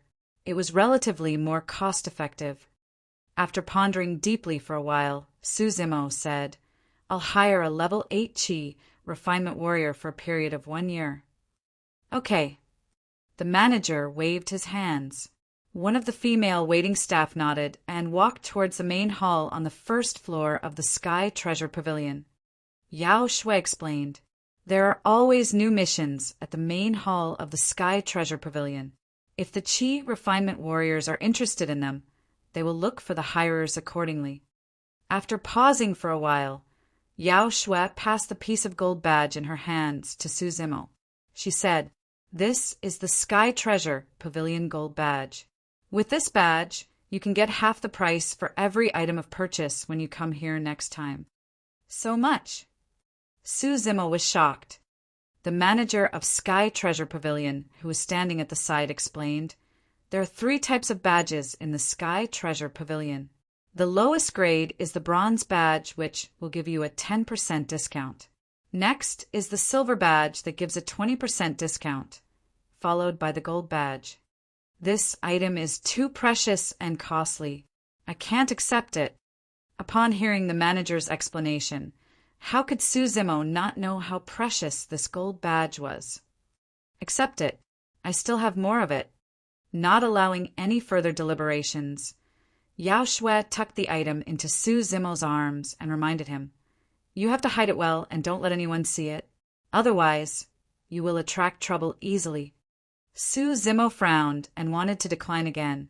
Yao Shui's face turned stiff. "You saved my life. Isn't my life worth this piece of lousy gold badge?" Su Zimo was speechless. The manager at the side rolled his eyes continuously, muttering in his heart, "Lousy gold badge. There are less than 10 such gold badges in the entire Great Zhou dynasty. This madam is so generous. I don't know where this poor lad's good fortune came from." At this moment, Su Zimo was unaware that the Sky Treasure gold badge in his hands was not an ordinary one. Even if he had the ordinary Sky Treasure gold badge, he could only get a 30% discount at the Sky Treasure Pavilion. There was only one place with Sky Treasure gold badges that could give a 50% discount. Chapter 25 Trouble. Chapter 25 Trouble. After stepping out of the Sky Treasure Pavilion, it was already close to noon. Su Zimo turned and looked at Yao Shui. He said sincerely, "I must thank Miss Yao Shui for today's matter." "Call me Yao Shui." Okay then." Su Zimo hesitated slightly before he agreed. At the sight of Su Zimo nodding, Yao Shui pursed her lips and smiled. She said immediately, "I'll call you Zimo then." Su Zimo. Yao Shui took a sideways glance at Su Zimo and asked, "Where will Zimo be going next?" Su Zimo pondered deeply and said, "I have to stay in Songlang City for a few days to wait for the 2 spirit weapons to be refined. At the same time, I will check out if any level 8 Qi refinement warriors are taking up the mission." After thinking, Yao Shui said, "I'll return to my clan then. I won't keep you company. Have a good trip. We will meet again if we have fate." Su Zimo nodded. Yao Shui jumped onto the flying sword. When she was about to leave the Sky Treasure Pavilion, she suddenly looked back and gave a charming smile. "Not if we have fate. We will definitely meet again." Upon finishing her words, Yao Shui leaped onto her sword and left. She disappeared from Su Zimo's sight soon after. Su Zimo did not think much of it. He left the small alley of the Sky Treasure Pavilion and looked for an inn nearby to stay at. 3 days later, in the mansion of the city lord, Chao Gang, the wolf guard, stepped in and bowed to pay his respects. He said in a low voice, "City lord, my subordinates guard saw Su Zimo in the city. The strange thing is that this lad seemed to have appeared out of thin air. No one saw him entering the city." Luo Tianwu, the city lord of Songlang City, nodded and said, "Yes, perhaps we have been negligent. No need to worry. I have long received news of this and sent someone to test him. Since we are making use of him to kill, we have to test if this blade is sharp enough. I heard that, some time ago, Su Hong had a narrow escape from death in the capital of the country of Yen. 16 years of preparation work fell short in the last battle. He nearly lost his life. Now, the capital of the country of Yen is tightly guarded. Many Qi refinement warriors were gathered near the king of Yen. What can this Su Zimo do?" Chao Gang frowned slightly. Luo Tianwu smiled and said, "Su Hong has black armored cavalry under his wings. He was powerful, but also too ambitious. It is expected that his assassination of the king of Yen would fail. But this second young master Su is different. No one views him as a threat. The more you neglect one's existence, the easier it is for him to carry out a successful assassination." Su Zimo had been in Songlang City for 3 days, but did not hear any news from Sky Treasure Pavilion. The hiring of Qi refinement warrior was not as easy as he expected it to be. Furthermore, he wanted to hire a level 8 Qi refinement warrior. Su Zimo felt a little vexed. He was prepared to have a meal at the first floor of the inn. Just as he arrived downstairs, he could hear people sneering. Someone said in an eccentric manner, "Yo, isn't this second young master Su who has been reduced to an inferior commoner? Why do you still have the shame to come to Songlang City?" Su Zimo slanted his eyes and saw a seemingly wealthy young man with a graceful bearing waving a fan. Sneering continuously, he had a look of contempt on his face. 2 middle-aged men were by his sides. They were bright-eyed and had a restrained aura. They were seemingly guarding the young man who was sitting in between them. This young man's name was Chu Liang. He could not take the hardship of learning martial arts, but was also reluctant to focus on his studies quietly. With the power of his family clan as his backing, he lounged around all day long, bullying the young and weak. Su Zimo had some impression of this man as he had been his classmate back then, when studying in Songlang City previously. Although he could not see eye to eye with this man's conduct, the two never had any animosity between them. Su Zimo cast a faint glance at Chu Liang. His gaze was calm and his expression normal. He then turned back and ascended the stairs. The Su family already had enemies on another land. Su Zimo did not wish to attract more trouble. It was pointless to make more enemies. Chu Liang sneered. "Boss Li, when did Yurin start to take in inferior commoners? Break both legs of this inferior commoner and throw him out, in case he affects my appetite." The boss of the inn looked like he was in a difficult position. "Yes? You want to break both my legs?" Su Zimo halted his steps and turned gradually, his gaze sweeping across the main lobby. The guests in the inn did not seem to be ordinary commoners. They had weapons on the table beside them, although they were also eating and drinking. Their gazes inadvertently landed on him. Moreover, there were traces of hostility in their eyes. This was not a chance encounter. The other party deliberately came here to seek trouble. In the blink of an eye, Su Zimo had figured it out. Su Zimo strode towards Chu Liang. The 2 middle-aged men by Chu Liang's side showed obvious signs of nervousness. The muscles tightened as they lowered their palms, placed them on the weapon on the waist. Su Zimo smiled and sat on the seat opposite Chu Liang. "Who told you to sit down?" Chu Liang hollered. Bang! He slammed his hands on the table. Clang! One after another, The surrounding diners rose from their seats, unsheathing their weapons. Su Zimo's expression was unchanged. Without looking sideways, he did not seem bothered as he took Chu Liang's wine jar and poured himself a cup of wine. The two middle-aged men opposite him looked grave and solemn. They moved towards the middle, blocking Chu Liang behind them. Su Zimo had not made any moves, and did not even reveal any trace of murderous aura. Yet, the two middle-aged men felt uneasy and had chills running up their spines. The two of you are perfected Khanate experts, right? Su Zimo lifted the wine cup and asked casually, "So what if we are?" One of them responded, "The two of you." Su Zimo raised his head and drained the strong wine in his cup. He then shook his head. He continued to say, "Won't be able to protect him." The moment he put down the wine cup, Su Zimo made his move. Snap! The wine cup dropped on the tabletop. The fall was neither hard nor soft, but the entire table suddenly split open. Su Zimo closed in and flipped his palms, enshrouding the top of heads of the two perfected Khanate experts. His moves were sudden, and he attacked two people at the same time. The two middle-aged men were terrified. The aura of Su Zimo's palm strike was powerful and suffocating. They could even smell a gust of bloody stench at the wave of his palm. In the blink of an eye, the graceful scholar had transformed into a man-eating beast. The two men unsheathed their weapons immediately to block the attack. Swoosh! There was a deafening and crisp sound. Two extremely sharp weapons had actually been slammed to pieces by Su Zimo's palm. They were scattered on the ground. Bang! Bang! Su Zimo moved forward and kicked both his legs casually. The two Khanate experts were hurled outside. Horror filled their eyes. Their chests were crushed, and they were vomiting fresh blood. They were almost dead. In comparison to the spirit beasts in Songlang mountain range, the close combat techniques of the two men before him were really too poor.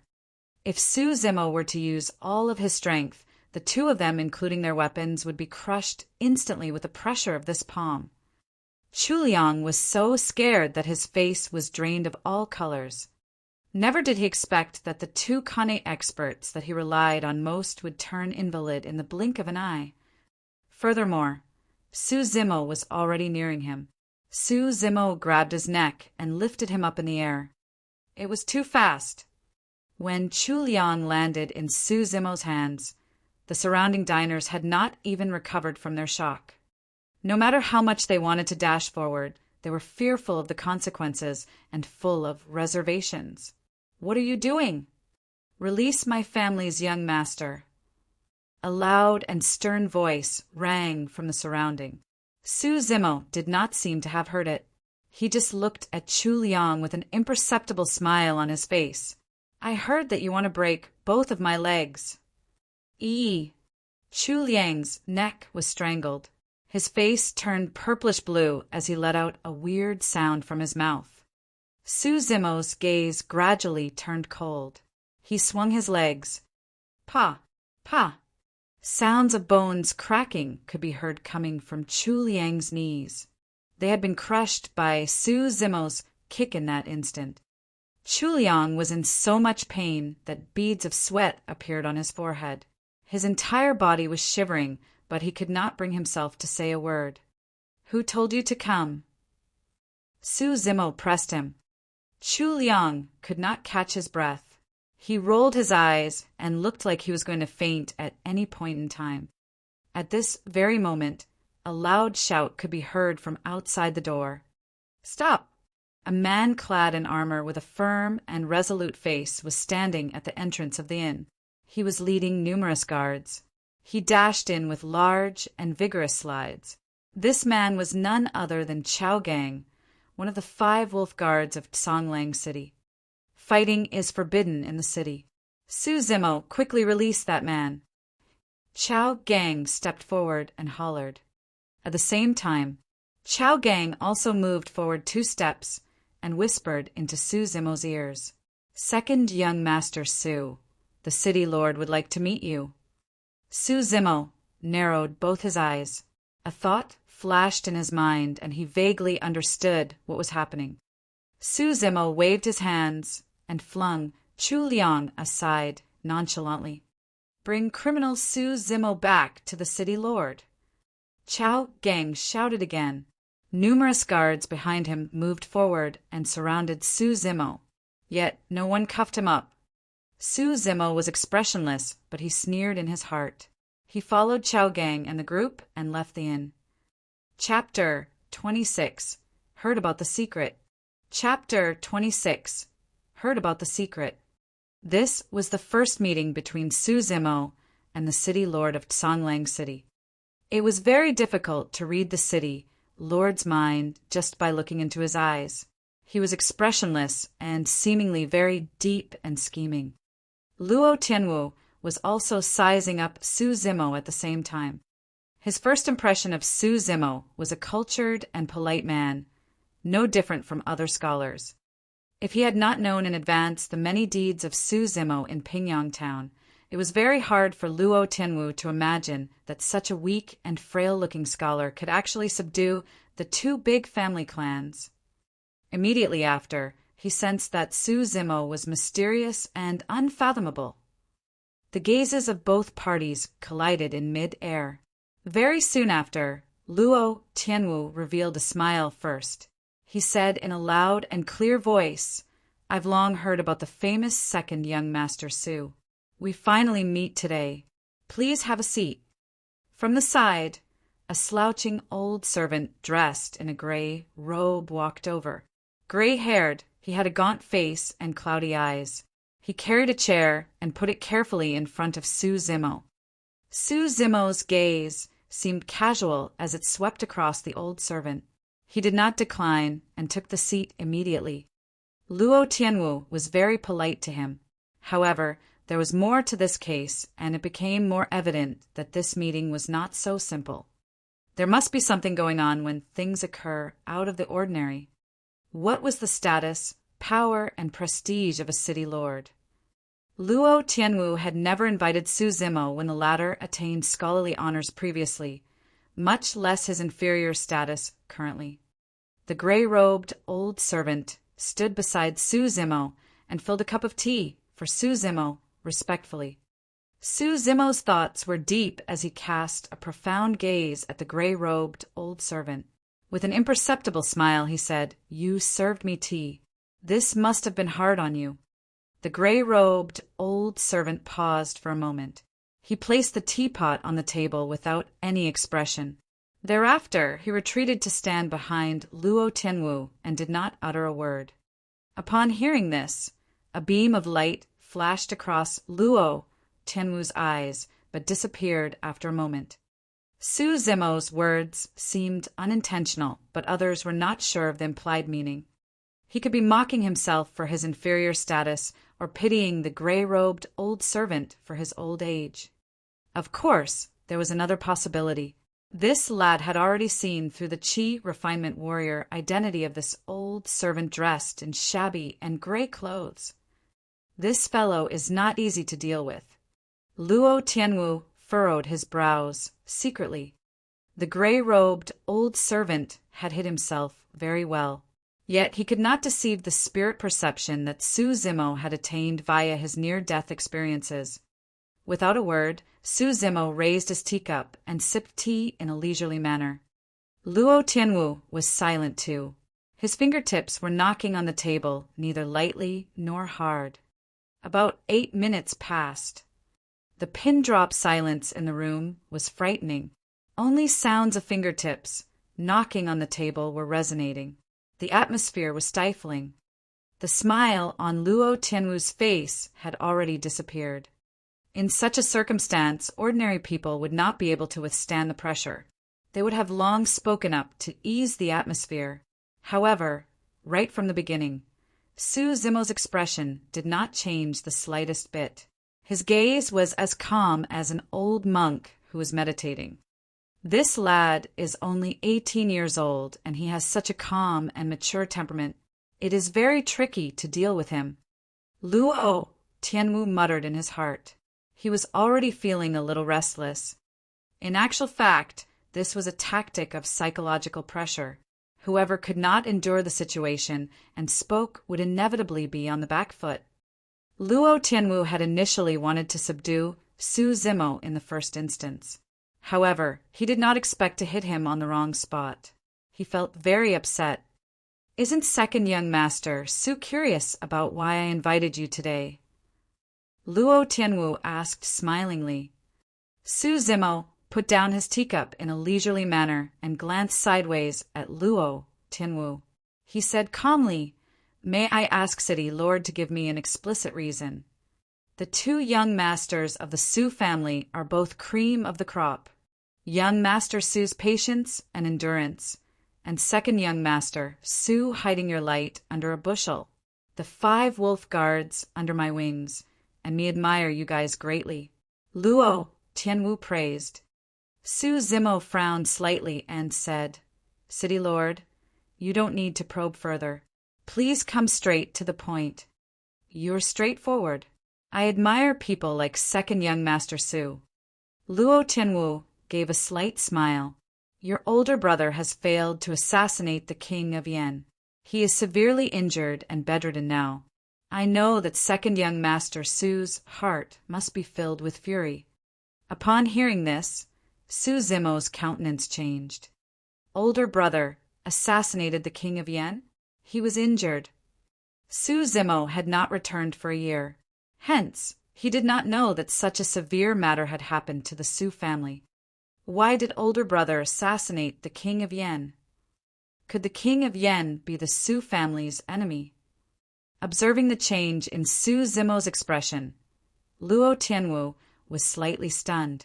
He asked, "Don't tell me that second young master Su doesn't know about this." "I am not aware." Su Zimo shook his head and endured the urge to rush back to Pingyang town. Luo Tianwu felt that he had regained some victory with this.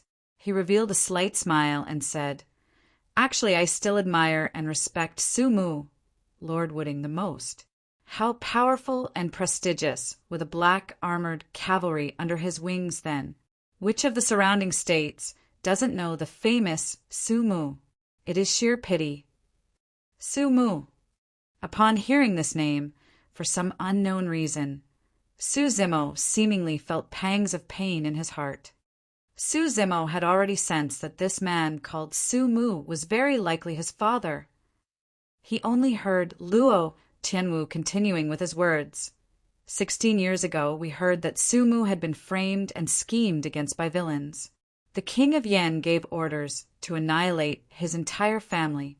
At that time, I was also wringing my fists in sorrow and pain. I mourned for the loss of an outstanding hero. Fortunately, Lord Wooding's bloodline is still in existence. The 2 young masters of the Su family escaped. Upon hearing this, Su Zimo already understood in his heart. He had found the answers to many of his doubts. Without a word, Su Zimo's lanky body rose and headed outside. "Where is second young master Su going?" Luo Tianwu asked quickly. Su Zimo's face was solemn. He turned and looked at Luo Tianwu. Visible red veins could be seen in his eyes. It was extremely frightening. Luo Tianwu was stunned. The gray-robed old man behind him moved a step back instinctively. He slipped his hands into his chest and searched the storage bag inside. In fact, Luo Tianwu did not know that Su Zimo was unaware of the Su family's background. He did not expect that Su Zimo would react so greatly. Luo Tianwu calmed himself down and took a deep breath. He said in a deep voice, "I know that second young master Su is keen to take revenge. I also wish to seek justice for Lord Wooding. Why don't we do this? I have spies in the city where the king of Yen lives in. I can try my best to help second young master Su get close to the king of Yen. With second young master Su's capability, we will definitely be able to execute the king of Yen and avenge Lord Wooding if we join forces." Su Zimo shut his eyes. After some time, he gradually opened them. The blood color in his eyes slowly faded, and his eyes regained brightness and clarity. This is a private vendetta of the Su family. Why should I bother the city lord? Su Zimo asked. Luo Tianwu smiled and said, Lord Wooding is the person that I admire most in my life. You can only deceive children with such words. Before Luo Tianwu could finish his words, Su Zimo interrupted him ruthlessly. Su Zimo's words were considered a great form of disrespect for the city lord. However, the smile on Luo Tianwu's face did not lessen. He continued to say, Second young master Su is a little angered. You're the one who sent Chu Liang to the inn, right? Su Zimo interrupted Luo Tianwu again and said calmly. Luo Tianwu retracted his smile. There was a flash of murderous intent in his eyes, but it disappeared a moment later. He questioned back, What makes second young master Su say that? From the moment that I made the first move till I subdued Chu Liang, it only took a duration of 10 breaths. Su Zimo pointed to Chao Gang at the side and added, Guard Chao suddenly dashed in. It's a little too fast. It was as if this had been prearranged. I only happened to pass by. Chao Gang explained hurriedly. Luo Tianwu waved his hands to stop Chao Gang from continuing with his words. It was just a short interaction, and Luo Tianwu realized that this kind of small tricks could not deceive the person before him. To force an explanation would only make a joke out of themselves. Su Zimo gave a sneer and turned back. He paused his steps when he reached the doorsteps and said calmly, If City Lord Luo is sincere in helping the Su family, I, Su Zimo, will naturally be grateful to you. However, I don't like to be made use of by others. City Lord Luo, you better watch your conduct. Having finished his words, Su Zimo left without even turning back. When Su Zimo's figure disappeared from the residence of the city lord, Luo Tianwu's expression turned solemn and sinister. There was already a handprint on the sandalwood table beside him. This green and young lad. He actually dared to be so arrogant in front of me. Luo Tianwu was enraged. He gritted his teeth and scolded. After some time, Luo Tianwu gave a long sigh. He turned and asked, Sir, how do you feel about this lad? At this moment, the gray-robed old servant straightened his back. His eyes were clear and bright. There were no signs of the earlier old and fatigued look. When he heard Luo Tianwu's question, he said in a deep voice, Second young master Su is not simple. Although he is not a Qi refinement warrior, he could see through my identity as a Qi refinement warrior with one glance. This lad's hands are certainly stained with a lot of fresh blood. When he was angered earlier, I could feel trepidation in my heart. He is a very dangerous man. Oh! Luo Tianwu raised his brows slightly. He asked again, What will happen if you fight with him? The gray-robed old servant's expression was proud. He said, I am a level 8 Qi refinement warrior. How can a mortal compete with me? However, after pausing for a while, the gray-robed old servant changed his stance. Given this lad's temperament and ability, he has a high chance of success in assassinating the King of Yen. As to whether he could escape the capital alive. The gray-robed old servant smiled, but did not speak a word. I am not concerned whether he can escape the capital where the King of Yen lives at. As long as the King of Yen is dead, the country will become leaderless, and there will certainly be chaos. It will be the best time for me to invade the city and declare myself as the king. Luo Tianwu smiled. Everything was under his control. Chapter 27, Sanguine Crystal Bow, Cold Moon Saber. Chapter 27, Sanguine Crystal Bow, Cold Moon Saber. Men of letters preferred swords. Even if they did not know any martial arts, they liked to carry a sword with them, as they appeared to be noble and elegant with it.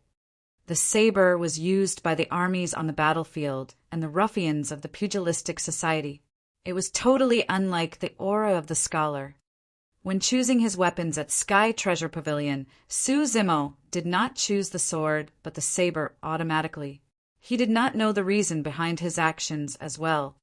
Suzumo finally understood why when he left the mansion of the city lord. That was because he was no scholar deep down inside.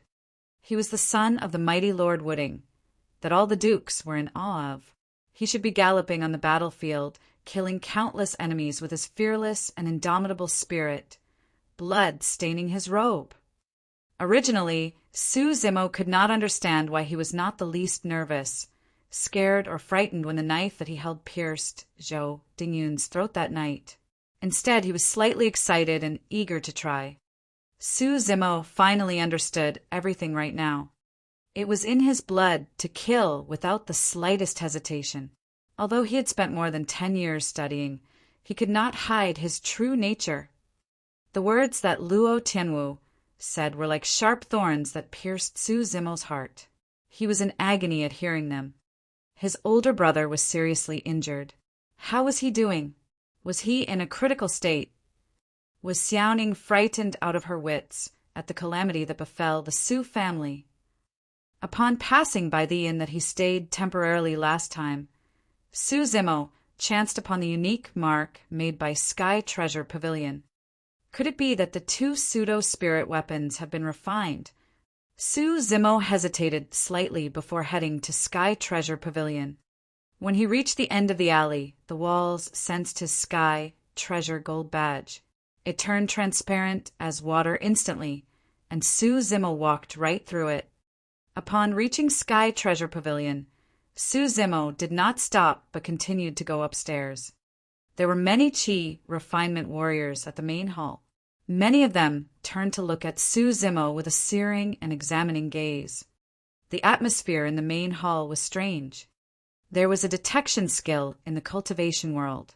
Therefore, all the Qi refinement warriors present could tell that there was no spirit Qi within Suzumo, yet he was able to reach the second level of Sky Treasure Pavilion.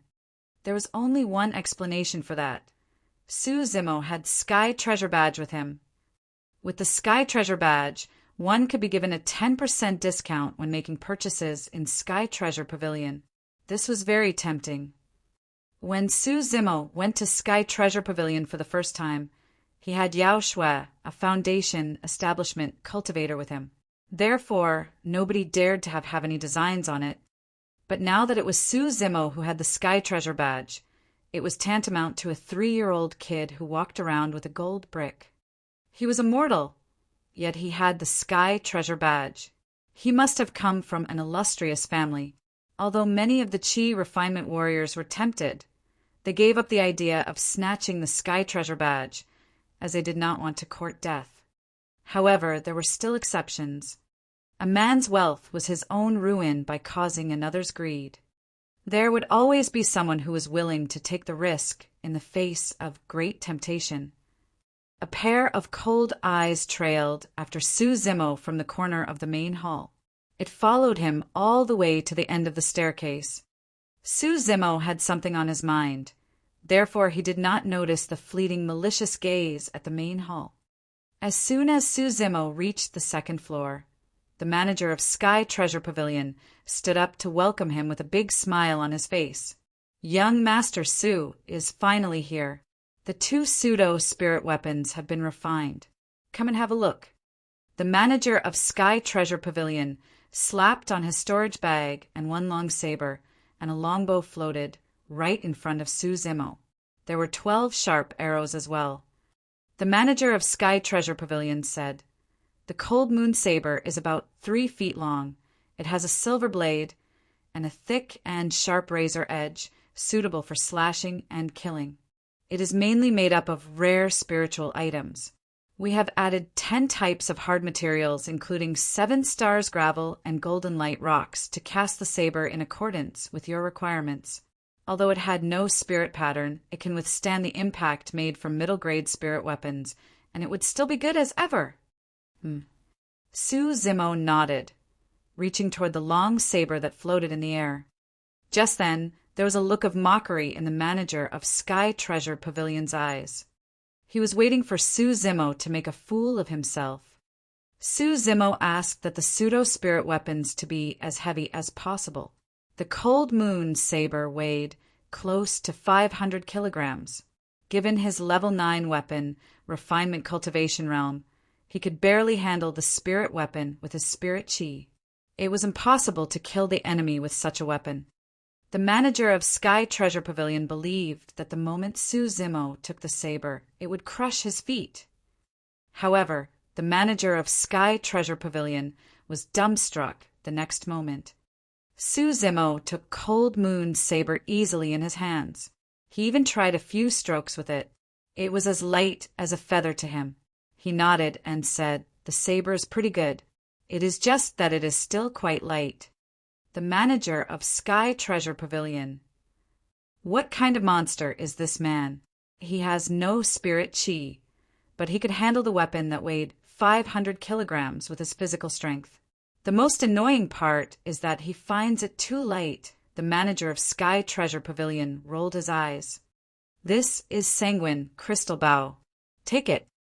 The manager of Sky Treasure Pavilion could not be bothered to go into details. He was in no mood to explain to him.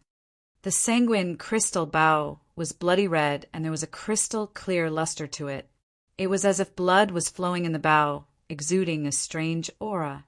It weighed as heavy as the Cold Moon saber. Su Zimo slanted the Sanguine Crystal Bow over his body, while he tied the quiver on his back, putting the 12 sharp arrows into the quiver.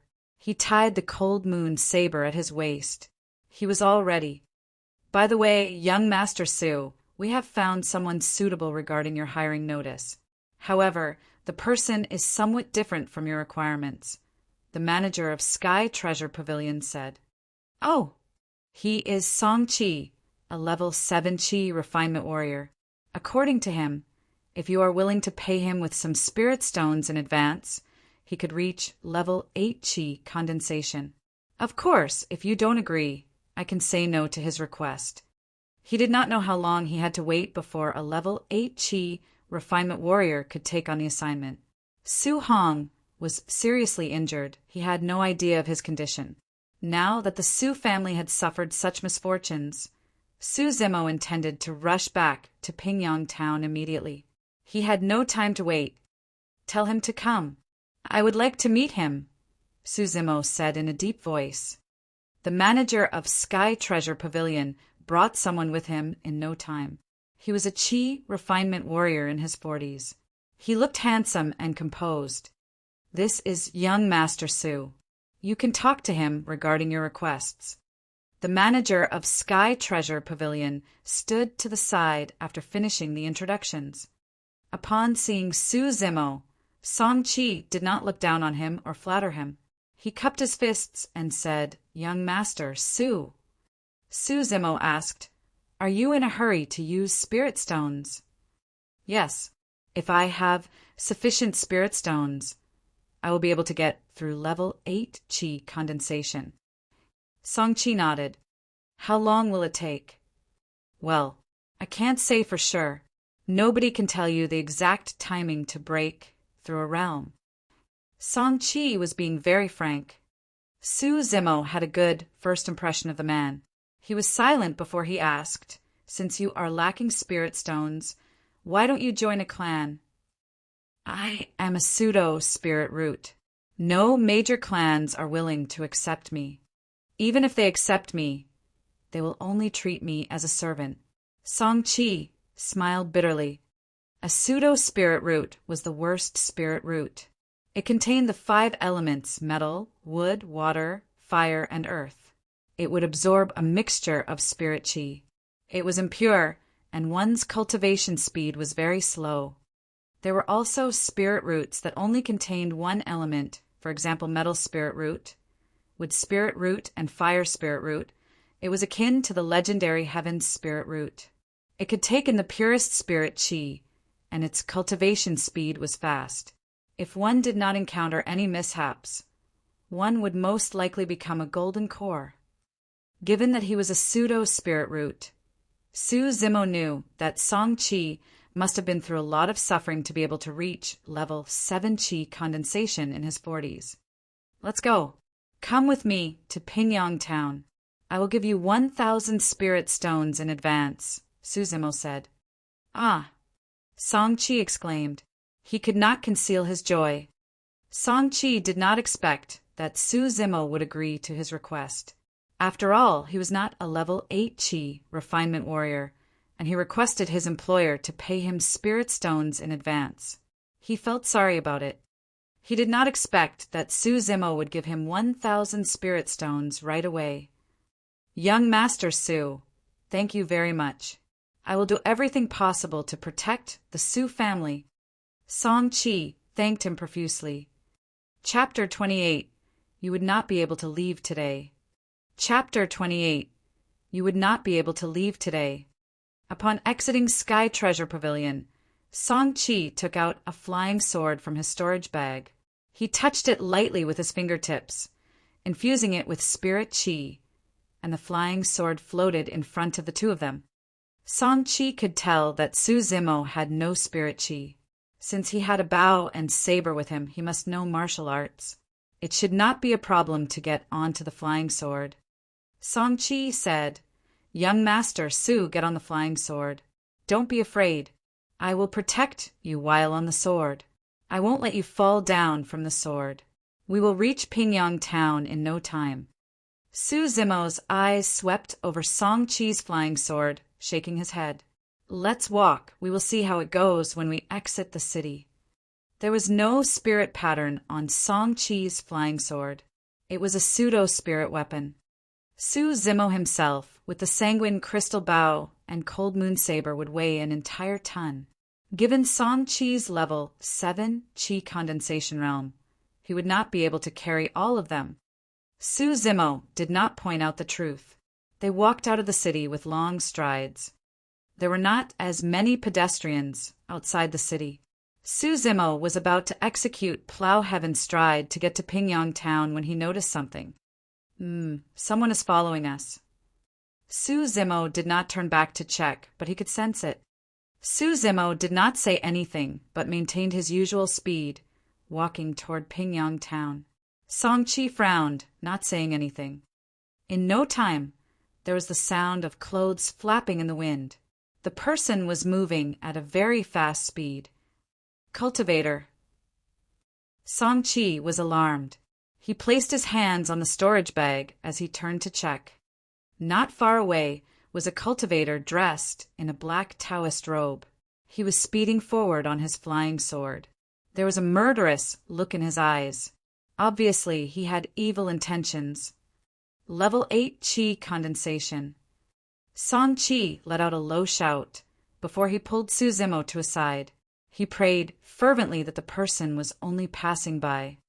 In the blink of an eye, the black-robed chi refinement warrior stopped in front of them. He leaped down from his flying sword, smiling coldly at Song Chi. Comrade, you had better step aside. Don't be a busybody. I have an enmity with this man. Song Chi glanced at Suzimo, noticing that he had no expression on his face. Perhaps he was in a state of shock, or that he did not know that there was danger. Song Chi cupped his fists. Comrade, you must be joking. My friend is a mere mortal. Why would you have any enmity with him? Buzz. The black-robed chi refinement warrior touched his flying sword lightly. A beam of light shone from the flying sword. The sword's aura intensified. Inferior grade spirit weapon. Song Chi had sweaty palms. The other party's cultivation realm was one level higher than him, and he had an inferior grade spirit weapon. If they engaged in fights, he had no chance of winning. Since you are dense, don't blame me for being ruthless. The black-robed chi refinement warrior said coldly.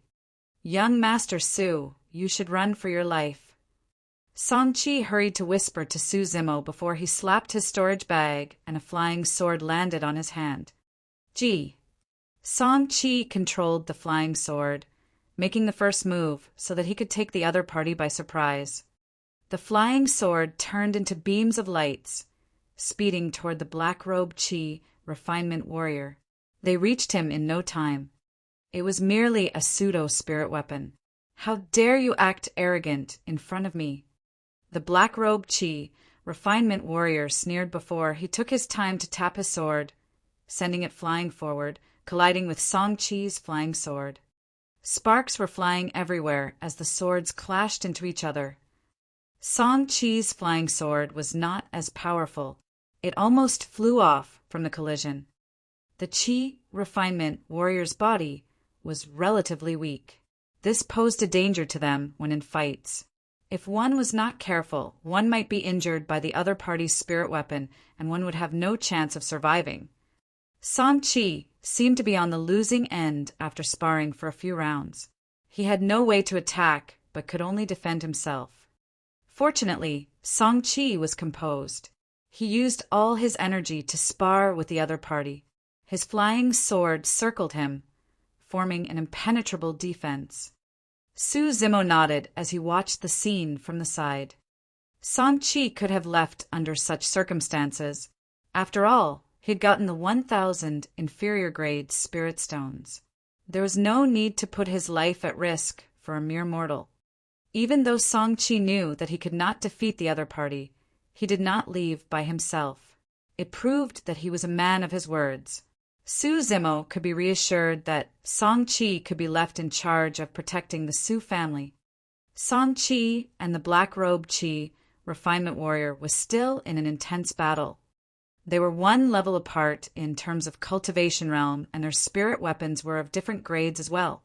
Song Chi's defenses gradually weakened in no time. The flying sword was not as steady as before. He had used up too much of his spirit Chi, and he was weakened. Right then, Su Zimo asked, "Why do you want to kill me?" The black-robed Chi, refinement warrior, felt that he had the situation under control. He cast a sideways glance at Su Zimo before saying in a pitiful tone, "I will tell you the reason so that you will know what caused your death. You are just a mortal, yet you had the Sky Treasure badge. This is why you must die." Song Chi turned to check in the midst of the battle, realizing that Su Zimo was still standing on the same spot. He could not help but be anxious, shouting out to Su Zimo, "Why didn't you leave?" Swash! Song Chi was distracted, and the other party made use of the chance to cut through his defense with his flying sword. The flying sword was right before him. It was chilling.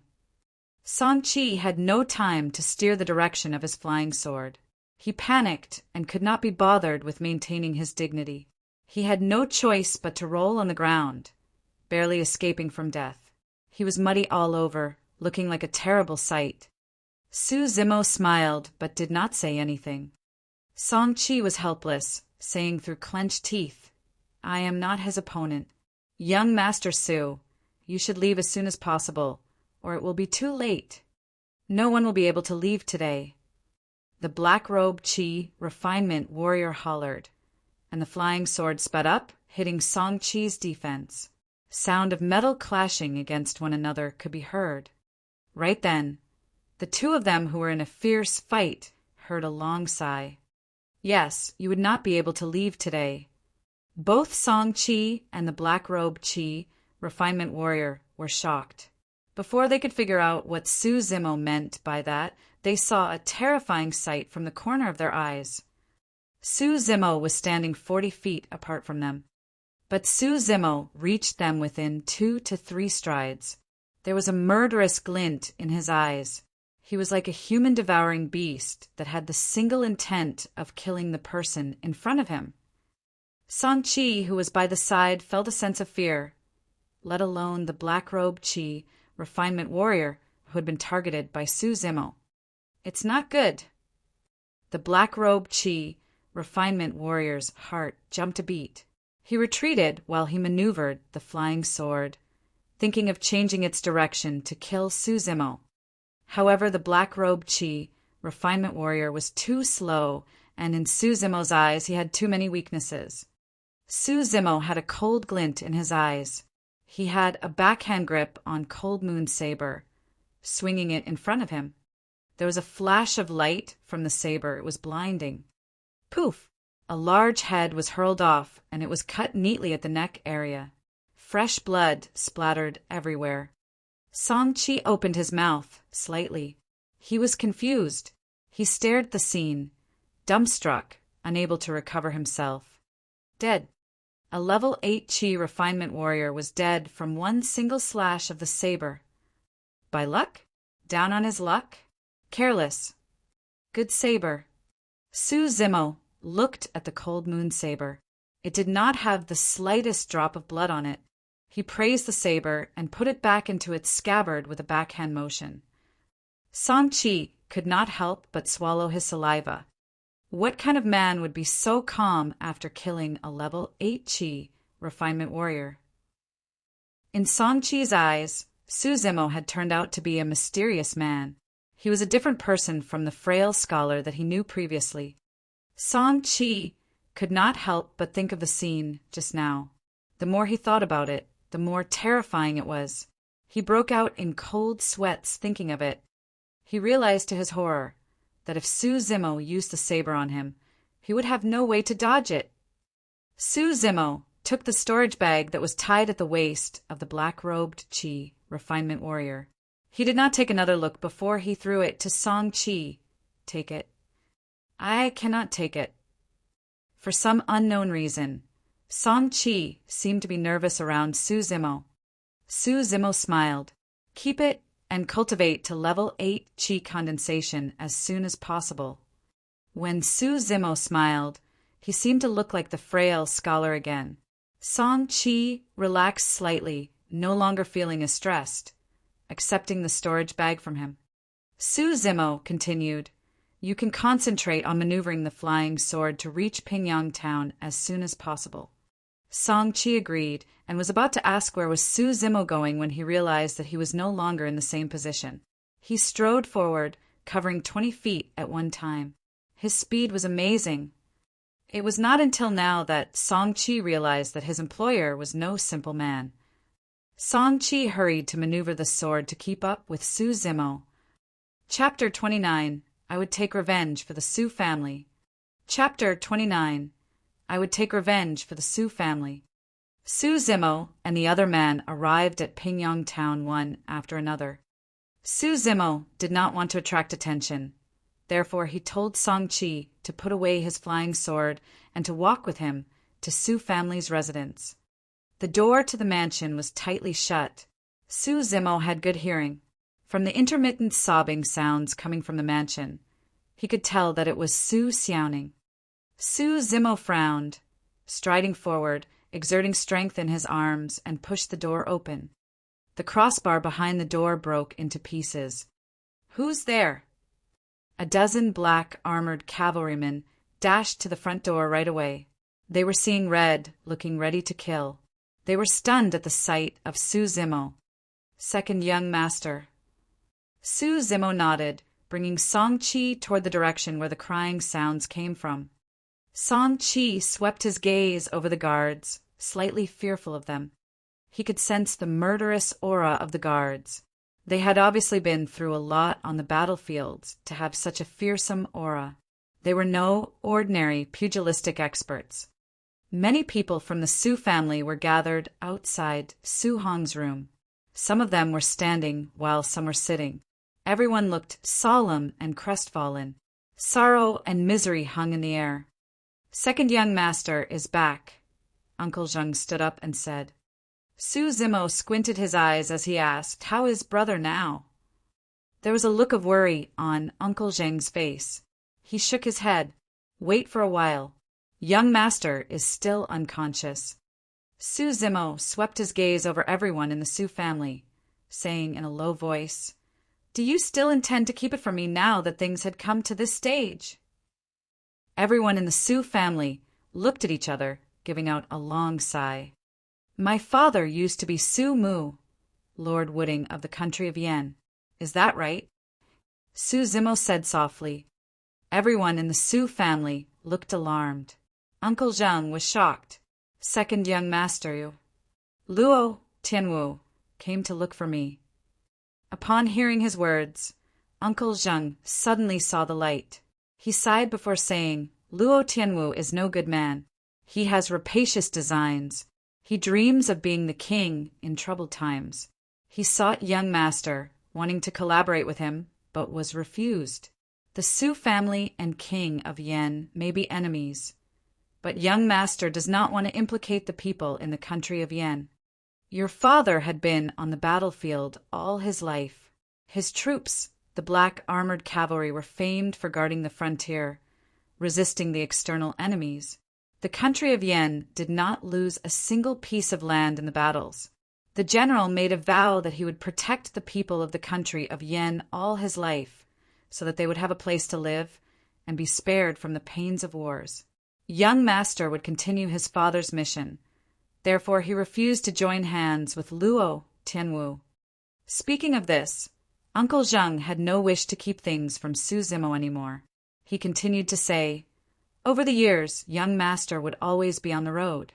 He was in fact gathering the former black armored cavalry under the pretense of selling horses. He was training them while waiting for the opportunity to take revenge. How many people are there now? 5,000. Where can so many people hide? How can they hide from the spies of the countries of Yan and Qi? Su Zimo frowned. Uncle Zheng replied, they have been hiding at a ghostly village near the country of Yan. A few decades ago, the entire village was devoured and wiped out by packs of wolves. Even fowls and dogs were not spared. There was not a soul to be seen. No one dared to live at the village. In the end, it turned out to be the best cover for them. Su Zimo thought before asking. Uncle Zheng used to hint that the enemies of the Su family are Qi refinement warriors. What do you mean by that? A few decades ago, there were many Qi refinement warriors in the capital city of the country of Yan. They guarded the king of Yan, and therefore we had to keep postponing the plan of assassinating king of Yan. Young master waited patiently for a chance when the spies in the palace sent news a month ago that king of Yan was going hunting at the southern suburb. The black armored cavalry would only be most powerful in wide terrain. The Qi refinement warriors would die if they make the slightest mistake when sparring with them. Su Zimo nodded. Qi refinement warriors had weak bodies. They were no different from normal mortals. If armies went into battles and there was a storm of arrows, a few Qi refinement warriors would not be able to change the outcome. They might even die. Uncle Zheng shook his head and let out a long sigh. Unfortunately, the assassination this time failed. There were not a few, but dozens of Qi refinement warriors beside the king of Yan. There was even a cultivation clan as the king of Yan's support. Su Zimo was shocked to hear this. In the cultivation world, the clan leader had to at least reach the foundation establishment realm before he could establish a clan. Uncle Zheng continued. Young master was worried that they would attract attention, therefore he only brought over thousands of black armored cavalry with him, and they went into the city in small groups. But they were besieged by dozens of Qi refinement warriors at the southern suburbs. They suffered heavy losses, and young master was heavily wounded, while only a few dozen black armored cavalry survived out of the thousands of them. Song Qi came forward and whispered, Second young master Su, I have an essence nourishing pill. It is very common in the cultivation world. It can be used to stabilize the foundation and nourishing the essence. It should be useful to young master. Thanks. Su Zimo nodded. Uncle Zheng said in disappointment, It's easy to heal the body, but it's difficult to heal the heart. The failure this time was too big a blow to young master. Su Zimo frowned. Brother has strong willpower and determination. Why would he be defeated after one failure? Uncle Zheng smiled forlornly and sighed. Young master knew that if there is a cultivation clan to support King of Yan, there will be no way for the Su family to take revenge. There is no grief so great as despair. I guess there is no way to change things. Young master is awake. Right then Lu Yu walked out of the room with a grave expression on his face. There was a strong, pungent smell of medicine upon reaching the door. Su Zimo turned and looked toward the bed. His brother, Su Hong lay silently on the bed. His injuries were serious, and his breathing was getting weaker. "Brother!" Su Xiaoning, who stayed vigil beside the bed, cried out loud, running into Su Zimo's embrace, bursting into tears. "Older brother is seriously injured. Second brother, can you think of a solution?" Su Zimo patted Su Xiaoning gently on the back, comforting her with soft whispers. He helped her to the side before he went to check on Su Hong. Su Hong's hair had turned white. He had just reached 30 years old, but he seemed aged. His face was gaunt and yellow, and his lips were cracked. He stared blankly at the roof, as if he had lost his soul. His hair turned white overnight. Indeed, there was no grief so great as despair. Su Zimo's heart ached at the sight of his older brother. There were tears in his eyes. The Su family had been ensnared in a blood feud for years, and his brother had to seek justice for the family by himself. For the past 16 years, this man protected his younger brother and sister from harm, for fear that they would suffer any slightest grievances or be hurt. He remained tight-lipped, worried that they would be embroiled in it. This man bore the hatred and feud by himself for 16 years. He could not imagine the kind of life that he led over the years. Had he ever been able to have a good night's sleep in the past 16 years? How painful and torturous it must be for this man to be living in hatred all the time for 16 years. Brother. Su Zimo's lips quivered as he called for his brother. There was never a moment where this word sounded so depressing as when Su Zimo spoke of it. Su Hong turned his head slowly, resting his blank gaze on Su Zimo's face for a long while before there was finally some sparkle in his eyes. He moved his stiff lips, forcing a smile on his lips, as he spoke softly, "Zimo, you are back." Su Zimo knelt down on the floor, holding Su Hong's cold hands in his palms. He squeezed his lips tightly together, fighting back the tears in his eyes. "Zimo, I won't be able to make it." Su Hong sighed softly. Su Zimo lost control at his words. Tears trailed down his cheeks, wetting his sleeves. This was the first time that Su Zimo cried in the past 18 years. Su Hong tried to lift his arm to wipe the tears on Su Zimo's face, but his arm was too weak and it fell back onto the bed in midway. "Don't shed tears, don't shed tears." The men in the Su family only shed blood, but not tears.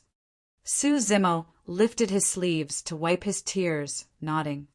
"Zimo, after I die, leave with Xiaoning and the Su family.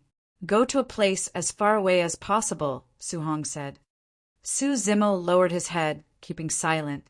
He clenched his fists, his nails digging into his skin, blood oozing out of it. Su Zimo raised his head after a long while, looking calm. "Brother, have a good rest. Don't think too much." There was something else that Su Zimo kept to himself. He would take revenge for the Su family. Chapter 30, An Eye for an Eye. Chapter 30, An Eye for an Eye. Su Zimo left the room. Uncle Zheng noticed that Su Zimo looked odd. He hurried to chase after him, saying in a low voice, "Second young master, don't be foolish to attempt another assassination on the King of Yen. The Su family could leave for a faraway place. The world is huge. We will have a place to go. Uncle Zheng, you have been worrying too much. I am not thinking of assassinating the King of Yen." Su Zimo shook his head. He did not seem like he was lying. Uncle Zheng nodded, not totally believing him. "I intend to move to the ghostly village to stay low for the time being. There are after all still 5,000 black armored cavalry over there. It will be safer. Second young master, you should come with us. I have some matters to attend to. I will go to the ghostly village to look for you later." Su Zimo changed the topic, pointing to Song Chi at the side. "This is Mr. Song Chi. He is here to protect the Su family. If there's anything, you can discuss with him." Uncle Zheng did not think too much into it. He thought that Song Chi was a friend from the pugilistic society that Su Zimo knew. Su Zimo turned to leave. He had reached the door of the mansion when Song-chi caught up with him. "Young Master Su, are you thinking of going to the city where the king of Yen lives?" Song-chi could vaguely sense the murderous intent of Su Zimo. Therefore, he asked of his intention. Su Zimo kept on walking, and he remained silent. Song-chi caught up with him again, saying in a deep voice, "Young Master Su, I know that you have the ability to kill Chi refinement warriors, and you are very powerful in close proximity fights. However, that is only for one-to-one fight. You will not be able to reach the Chi refinement warriors when you are surrounded by the huge army. You won't have any chance. Even if you manage to kill King of Yen, will you be able to escape from the closely guarded city where the King of Yen lives in? There are the city army, the elite imperial army, the siege crossbows, and various killing devices, as well as the attack by the Chi refinement warriors. There is no way for perfected Chi refinement warriors to assassinate the king of a country, let alone you. There is no chance of survival." "All right." Su Zimo turned abruptly, his face gloomy. Song-chi was startled. Su Zimo was expressionless. "Your mission is to protect the Su family. Don't worry about me." "But—" Song-chi was about to persuade him further, but Su Zimo waved his hands to stop him. "I will leave my brother in your hands. I hope that you will be able to nurse him back to health. As for his concern deep down inside of him, leave it to me. I will resolve it for him." With that, Su Zimo executed Plow Heaven Stride and disappeared out of sight in the blink of an eye. There was only a single way to resolve Su Hong's concern, and it was King of Yan's head. Su Zimo hurried along the streets in Pingyang town. There was nothing but coldness in his eyes. He could feel a burning rage inside of him. It was flaming. He could only douse the flames with the fresh blood of his enemy. Su Zimo reached his mansion in no time. He pushed the door open and walked straight to the cultivation field. Dai Yu was still lazing around on the green stone in the cultivation field. She had an indifferent expression on her face as she cast a glance at Su Zimo. It had been a year since he last saw Dai Yu. Nothing seemed to have changed about her. She still looked very beautiful. It was as if she had not aged at all in the past 1 year. Su Zimo had thought of all kinds of scenes where he met up with Dai Yu after 1 year, but he had not expected that it would be like this. "I am leaving." Su Zimo lowered his head, speaking softly. He dared not look at Dai Yu. "Oh." Dai Yu raised her eyebrows slightly. "Now that I leave this time, I might not be able to come back." "Courting death?" "Sort of." Since Su Zimo wanted to enter the capital and kill the king of the country, he had to face not a man, but an entire country, as well as the multiple Chi refinement warriors and a cultivation clan. It was the cultivation clan that had foundation establishment cultivators with them. Su Zimo did not dream of coming back alive from his trip to the country of Yen. This might be the last farewell for the two of them. Dai Yu looked at Su Zimo. There was a tenderness in her eyes. "Even though you know you are courting death, you are going to go anyway." Su Zimo remained silent.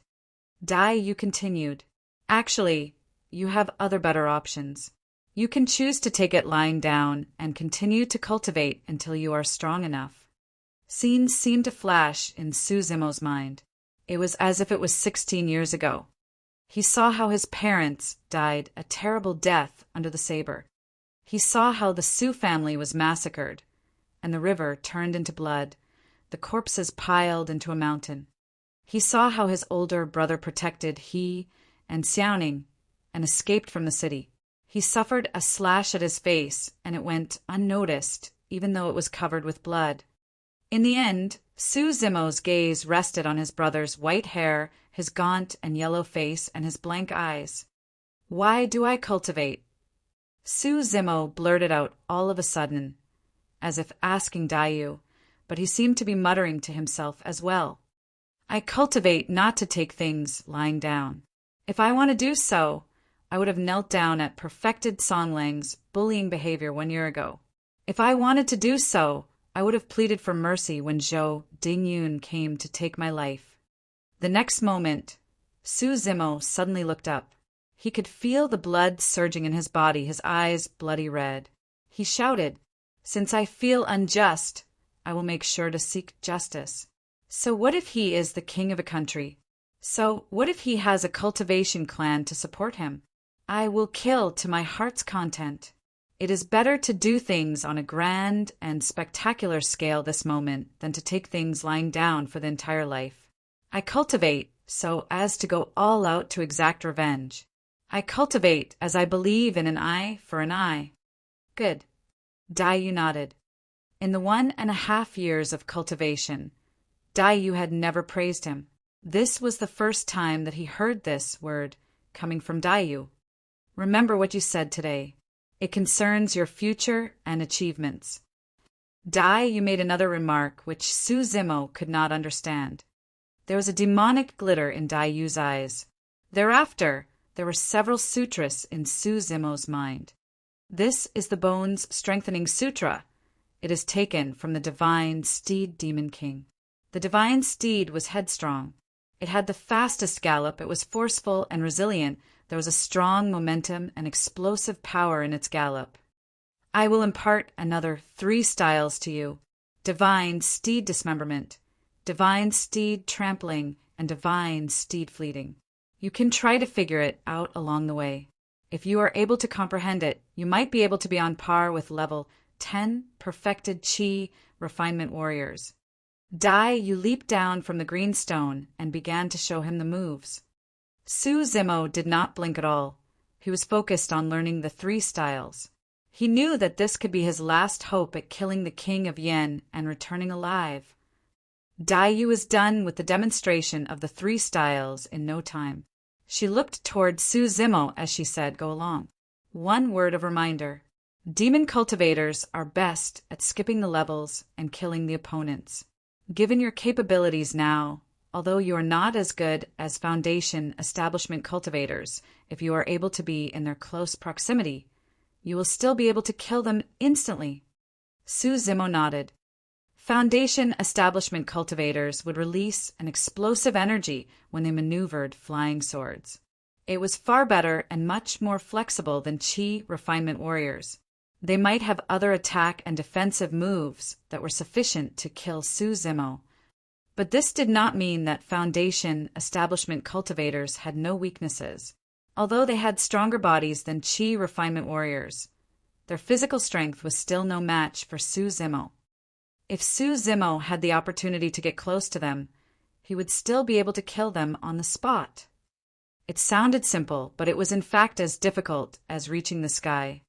Su Zimo looked at Daiyu, no longer hiding his reluctance to part with her. He smiled lightly and said, "Miss Dai, goodbye." Daiyu turned with her back, facing him as she waved to him. Su Zimo took a deep breath and walked out of the cultivation field, looking toward the capital city of the country of Yen that was far in the distance. He clenched his fists as he said softly, "King of Yen, wash your neck clean. I am coming." Chapter 31. At close combat, a man could be even more powerful than the combined strength of an entire country. Chapter 31. At close combat, a man could be even more powerful than the combined strength of an entire country. Su Zimo headed north from Pingyang town, crossing Songlang mountain range, and entered the territory of the country of Yen. Su Zimo did not ride a horse along the way. Given his full speed right now, no horse was powerful enough to be able to catch up to him.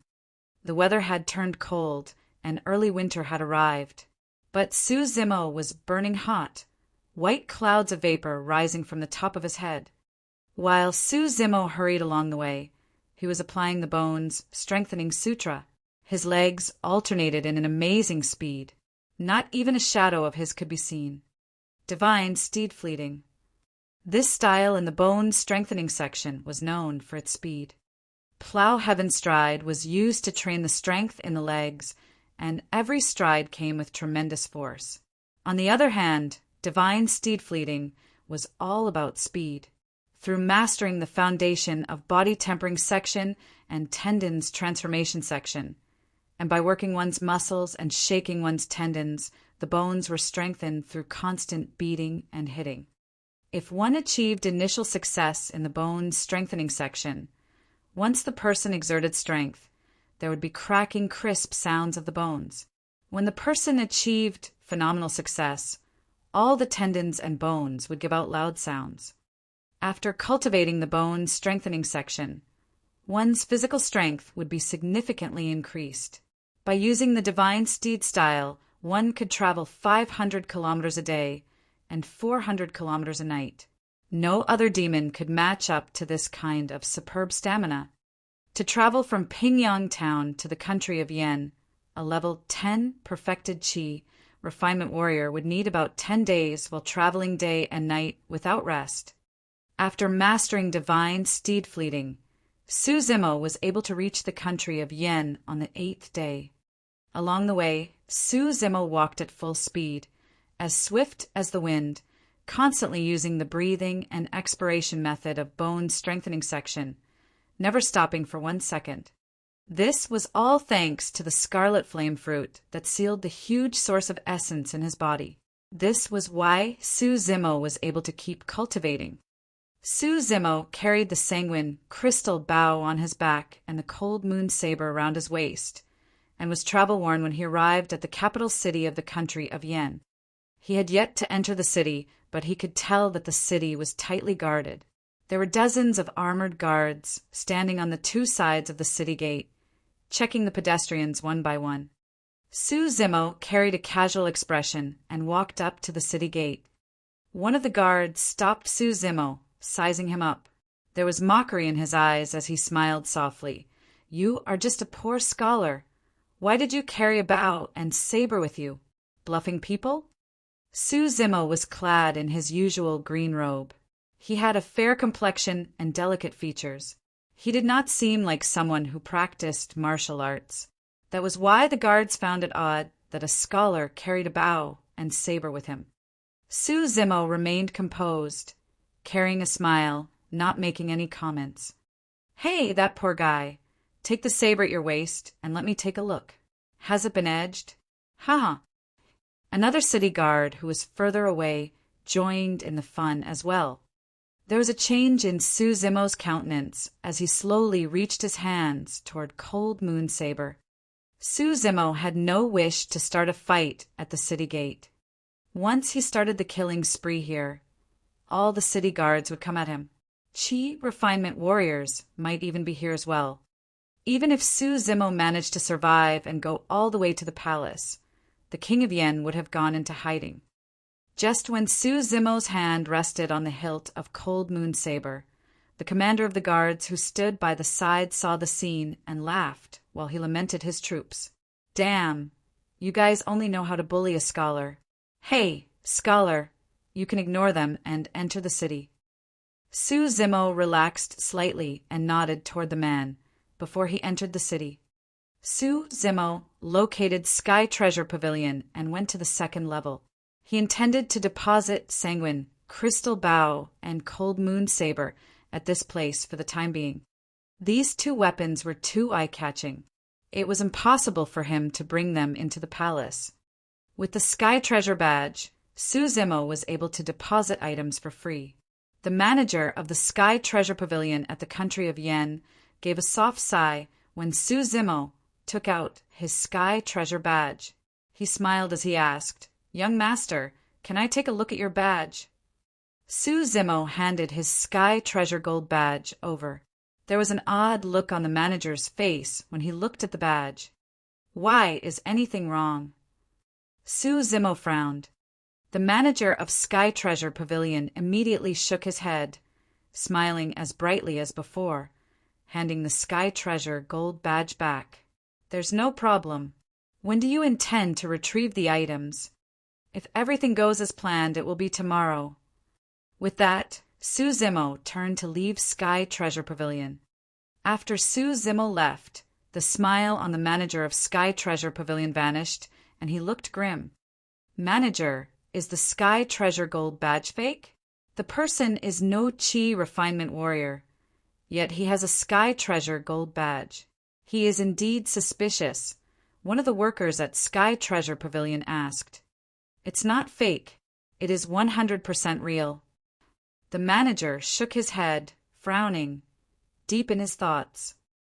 The morning of the next day, the ministers gathered outside the palace, ready to go to the royal court to see the King of Yen. Su Zimo was among one of them. After achieving initial success at Tendon's transformation, Su Zimo was able to shrink and move the muscles on his face, making changes to his facial appearance. But he was unable to change his body shape. If he reached phenomenal success at Tendon's transformation, he would be able to have a complete transformation, changing his body shape. If he could achieve phenomenal success at bone strengthening, he would even be able to shrink and expand his bones, changing his height to become a totally different person. Last night, Su Zimo knocked a civil official named Shang Guanyu unconscious and took his place to attend the morning session today. Brother Shangguan, I have not seen you for a few days, and you seem to have grown taller. One man next to him came over to chat with him. Su Zimo remained silent, not reacting to his words. One was bound to have a slip of the tongue if he talked too much. Moreover, Su Zimo might have changed his facial appearance, but he was unable to have the same voice as Shang Guanyu. Seeing that Su Zimo did not reply to him, the person turned around in embarrassment after inviting a snub. He no longer chatted with Su Zimo. Clang! Clang! Clang! The bell tower rang. All the civil and martial officials tidied their appearance and walked in 2 rows toward the palace. An old man in his 50s to 60s, with a crown on his head and in a dragon robe, sat in the center of the palace. Perched high up, his gaze was fiery, looking majestic and awe-inspiring from sitting on the throne for many years. This was the King of Yen. There were 4 Qi refinement warriors in Taoist robes on the 2 sides of the King of Yen. They looked relaxed, as if they were taking a short rest. The civil and martial officials entered the palace, kneeled before the king, and shouted in a loud voice, "All hail the king!" This sound echoed in the palace. It was loud and forceful. He Zhao Qian. While the officials were greeting the king, someone sneered among the crowd. It was particularly jarring. Zhao Qian was the name of the King of Yen. Who dared to call the king by their name in front of the king himself? All the officials were alarmed, looking toward the sound. A man was seen walking out from the crowd. He took off his official's robe, revealing a green robe inside. Shang Guanyu, you must be crazy. How dare you offend the king? One of the martial officials snarled, but he noticed that the facial appearance of the green-robed man was undergoing odd changes. He turned into another person in the blink of an eye. All the officials thought that they were seeing things. They rubbed their eyes and widened their eyes to take a closer look. He was not Shang Guanyu. The 4 Qi refinement warriors who sat next to the King of Yen frowned, sweeping their gaze over Su Zimo. They sneered when they discovered that the man had no spirit Qi. To them, changing facial appearances was merely a small trick. The King of Yen remained composed all along. His gaze was swift and fierce. He stared at Su Zimo, speaking in a cold voice. "Who are you? Don't you recognize me?" Su Zimo smiled and asked, "Do you still remember Su Mu?" Pissed. There was a commotion within the officials. This name was a taboo in the country of Yen. No one dared to speak of it in front of the King of Yen. The King of Yen squinted his eyes and took a closer look at Su Zimo. The King of Yen raised his head and laughed after a long while. "Ha ha ha, are you his son?" "Yes." Su Zimo smiled and nodded. "Su Hong is my older brother." "Oh!" The King of Yen raised his eyebrows and ridiculed him. "What is your intention by coming to my palace?" Su Zimo said softly, "I am here to kill you." Huh. All the officials broke out into laughter. To them, Su Zimo, the frail scholar, was like an idiot who spoke conceited nonsense. Poof! The king of Yen could not help but laugh as he nodded. This is interesting, very interesting. Su Zimo once told Uncle Zhang that he never thought of assassinating the king of Yen. He was telling the truth. Regardless of whether it was covert killing or assassination, to Su Zimo, it was not enough to appease his rage and the injustice done to his family. That would be letting the king of Yen off too easily. Su Zimo had to kill the king of Yen, and he would do it openly in front of all the officials. Su Zimo wanted the king of Yen and the entire world to know that it was Su Mu's descendants who killed the king of Yen. It was only through this way could he feel the slightest pleasure and appease his anger and hatred. The king of Yen shook his head, feeling slightly emotional. I didn't expect that the two sons of Su Mu would be vastly different. Su Hong endured it for 16 years and planned the assassination for years. He only dared to lay an ambush and to assassinate me. How dare you have the impudence to come to my palace and threaten to kill me? How dare you, and on what basis? The king of Yen sneered. To me, Su Hong is considered as somewhat capable. And you? Hee, you are merely an ignorant man who is brave, but lacks wisdom and tact. Ignorant man. Su Zimo smiled, raising his head as he asked, Zhao Qian, have you heard of this saying? Once the ignorant man was enraged, he would cause bloodshed within 5 steps. At close combat, a man could be even more powerful than the combined strength of an entire country. With that, there was a bright glitter in Su Zimo's eyes. He exuded a piercing cold and murderous aura. The temperature of the main hall seemed to drop suddenly. Chapter 32. Slay the King. Chapter 32. Slay the King. Not good. The Qi refinement warriors, sitting by both sides of the king of Yen, stood up suddenly. Their countenances changed greatly. It was extremely dangerous. Suddenly, this seemingly weak and frail scholar had changed into a different person. The aura that he emanated made the 4 Qi refinement warriors terror-stricken. Such was already the case for the Qi refinement warriors, much less the rest of the people in the main hall. Some of the civil officials were so frightened that they dropped to the ground, paralyzed and numb. Bang! Both Su Zimo's feet landed on the floor and gave out a deafening thud. The floor laid with gold bricks split on impact, causing a long and huge crack to appear on it. Below the cracks was like a dark and spooky hell that emitted a cold and sinister aura. The entire palace was shaking violently. Dust fell. The sky and ground were seemingly on the brink of collapse, and the atmosphere was absolutely terrifying. If one did not see it with his own eyes, no one dared to believe that the scene before them was caused by one individual. Su Zimo had already disappeared from the earlier spot. His figure dashed ahead like a divine and savage steed. In the blink of an eye, he appeared in front of the king of Yen. Fast. It was too fast. The earlier spot that Su Zimo stood was at least 10 feet away from the king of Yen. However, everyone only felt their eyes blur for a moment before Su Zimo appeared just 1 elbow away from the king of Yen. At this moment, the 4 Qi refinement warriors beside the king of Yen had just searched out their spirit weapons from their storage bags. The reaction time of the two sides were on completely different levels. It was not until this moment that everyone in the main hall finally understood Su Zimo's earlier words. Although he was 10 feet away from the king of Yen, to Su Zimo that was only considered an elbow's length.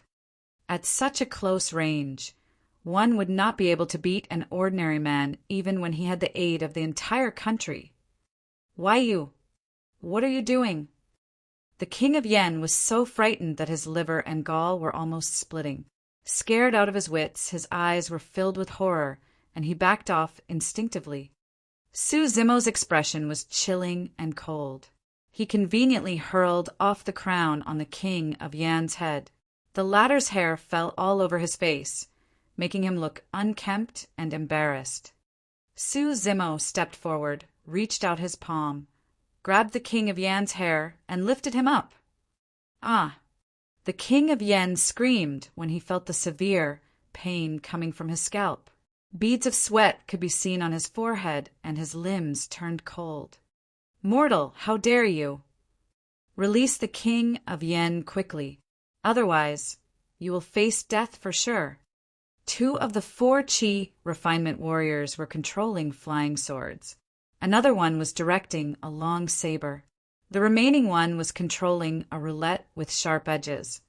Out of the 4 spirit weapons, only the roulette had a spirit pattern and was an inferior grade spirit weapon. The other 3 weapons suspended in the air were pseudo-spirit weapons. They were aimed at the vital points on Su Zimo's body and were waiting for an opportune time to strike. Su Zimo did not seem bothered. He dragged the King of Yan's hair and took a few steps back. He used his backhand grip to pick up the long saber that was placed horizontally on the rack behind him. Clang! Sounds of sharp blades, unsheathing, resonated across the main hall. The lingering sounds were so creepy that it sent chills up one's spine. Su Zimo placed the long saber on the King of Yan's neck horizontally. The King of Yen could feel the coldness from the sharp blade. Shortly after, he was having goosebumps all over. "My name is Su Zimo. Remember me." Su Zimo's voice rang in his ears. There was not the slightest change in Su Zimo's emotions. Yet the King of Yen felt very nervous. "Su Zimo, do you know that the Imperial Army and Royal Guards total over 150,000 people? Coupled with the immortal cultivation clan behind me, you won't be able to escape even if you can fly." The King of Yen was the ruler of a country after all. When his life was at stake, he tried his best to regain his composure, forcefully suppressed his fears, and said while gritting his teeth, "Why don't I make a deal with you?" Su Zimo laughed. At the sound of this laughter, the King of Yan's heart gradually sank to the bottom of the valley. He could sense that Su Zimo was hell-bent on killing him. Swoosh! At this very moment, the King of Yen could hear the sounds of weapons moving in the air at lightning speed. The Qi refinement warrior is taking action. The King of Yen rejoiced in his heart. As long as the Qi refinement warrior could kill Su Zimo with one slash of the sword, he would still have a chance to live. The Qi refinement warrior who made the move was standing behind Su Zimo. The distance between the two was too close. He was less than 10 feet away. The flying sword stabbed towards the blind spot of Su Zimo's sight. It approached the back of Su Zimo's brains like a flash of light at that instant. The eyes of the other 3 Qi refinement warriors lit up. It looked like the flying sword was going to stab the back of Su Zimo's brains. As if eyes were grown on his back, and without turning his head, Su Zimo suddenly swung his arms behind his head and rapped that flying sword gently, seemingly not using much strength. The expression of the attacking Qi refinement warrior changed. He discovered that he had actually lost control of the flying sword. The Qi refinement warrior had wound his own spirit Qi around the flying sword to control the weapon. He could direct the sword with his hands for the purpose of attacking or defending. However, how powerful was the bovine-tongued saber? Under the wrapping, the spirit Qi of the flying sword dissipated instantly. Su Zimo flipped his hand and threw the sword away. Poof! The flying sword pierced through the chest of the Qi refinement warrior and drew out a streak of blood. Unhindered, it pierced into the wall of the main hall ruthlessly, the blade trembling non-stop. The entire process seemed slow when narrated, but it occurred very quickly. From the moment that the Qi refinement warrior took action to the point where the sword pierced through his body, it took less than the moment of a breath. This man's expression was dazed, his eyes filled with disbelief and losing focus as he landed on the floor with a loud thud. Pissed, the remaining 3 Qi refinement warriors gasped and took a few steps back instinctively. They were trying to distance themselves from Su Zimo. If the earlier sword from Su Zimo was thrown towards any of them, none of them could have dodged it. The speed of that sword was completely beyond their response time. Hurry! Go and notify senior brother Liu for reinforcements. One of the 3 Qi refinement warriors looked terrified. He dashed towards the back of the main hall and disappeared in the blink of an eye.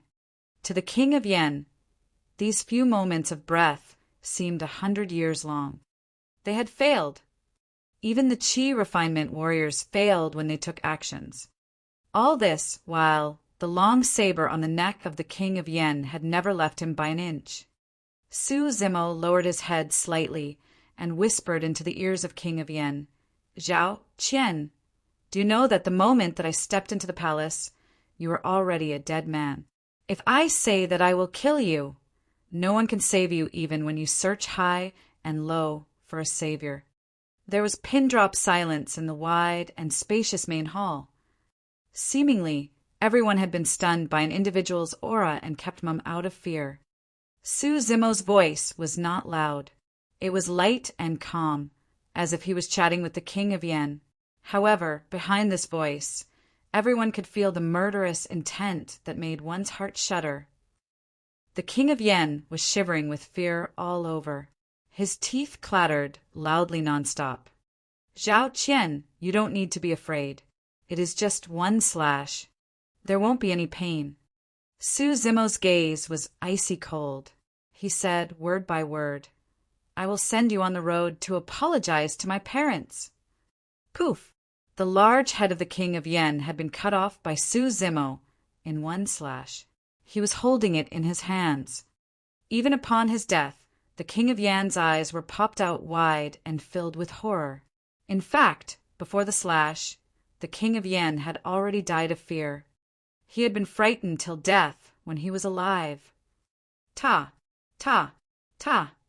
Successive footsteps could be heard coming from outside the palace.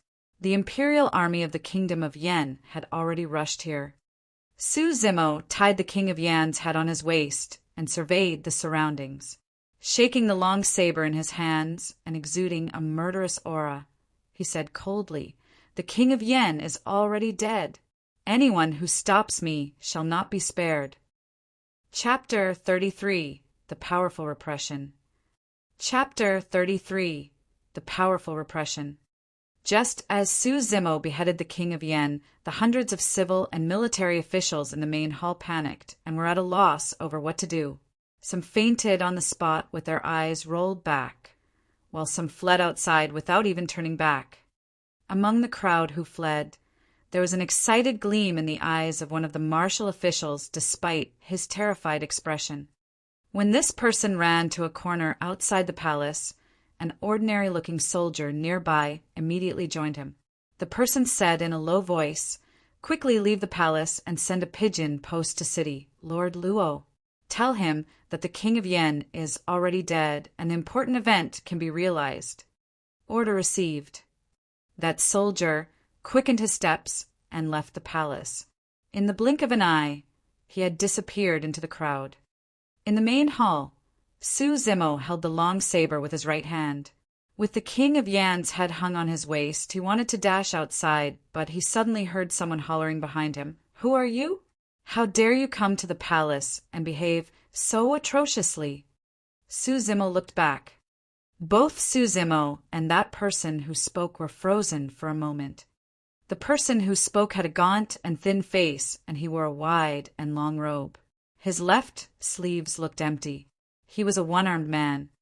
This person was none other than the level 8 Qi refinement warrior from Joyful Clan who escaped a narrow death when Su Zimo paralyzed one of his arms in Tsong Lang mountain range. "It's you."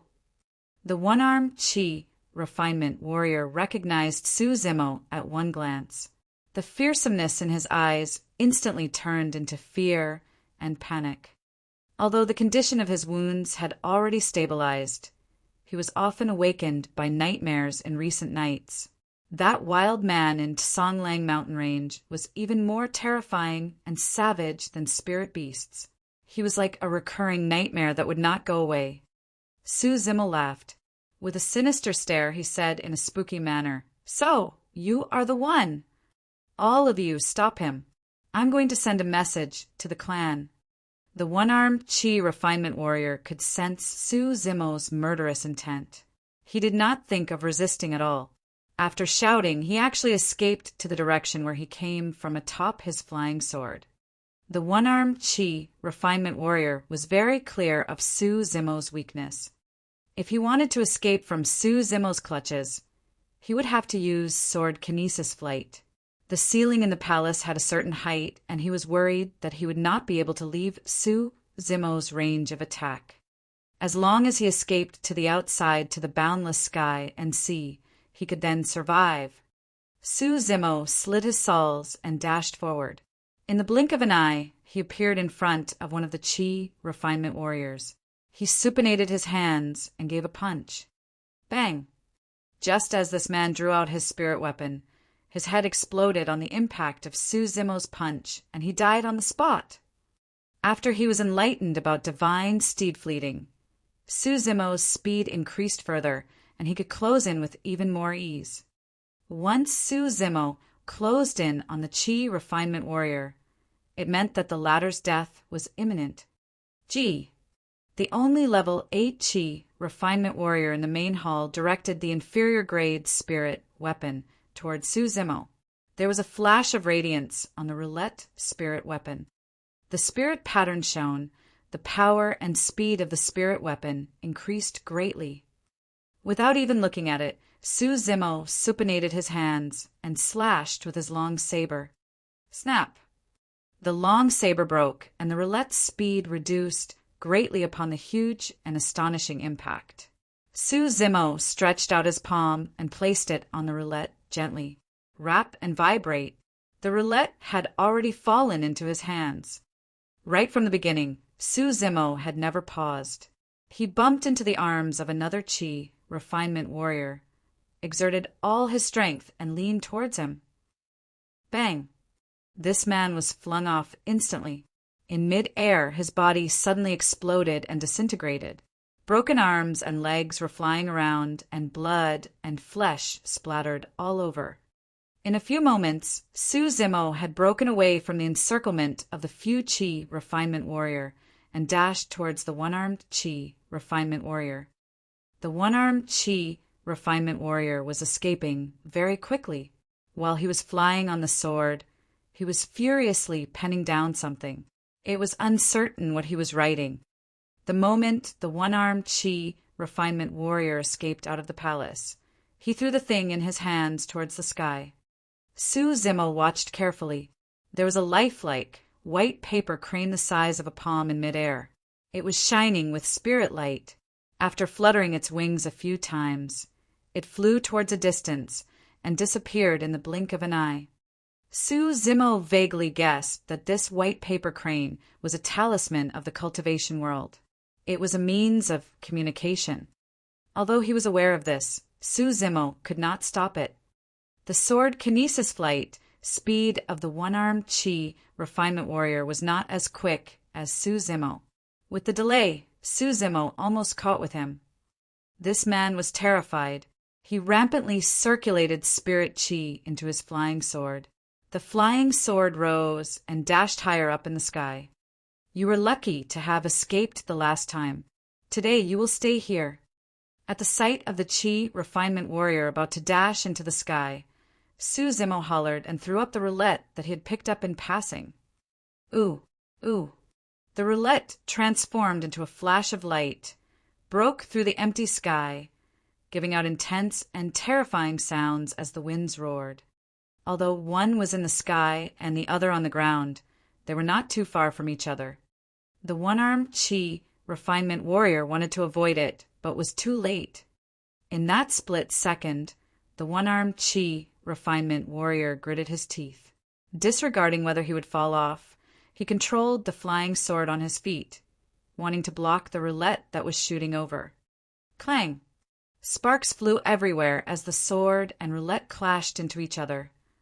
The one-armed Qi refinement warrior's expression suddenly changed. The spirit Qi on his flying sword actually dissipated instantly. The flying sword lost control upon the impact of the collision and reversed towards him at an even faster speed. Poof!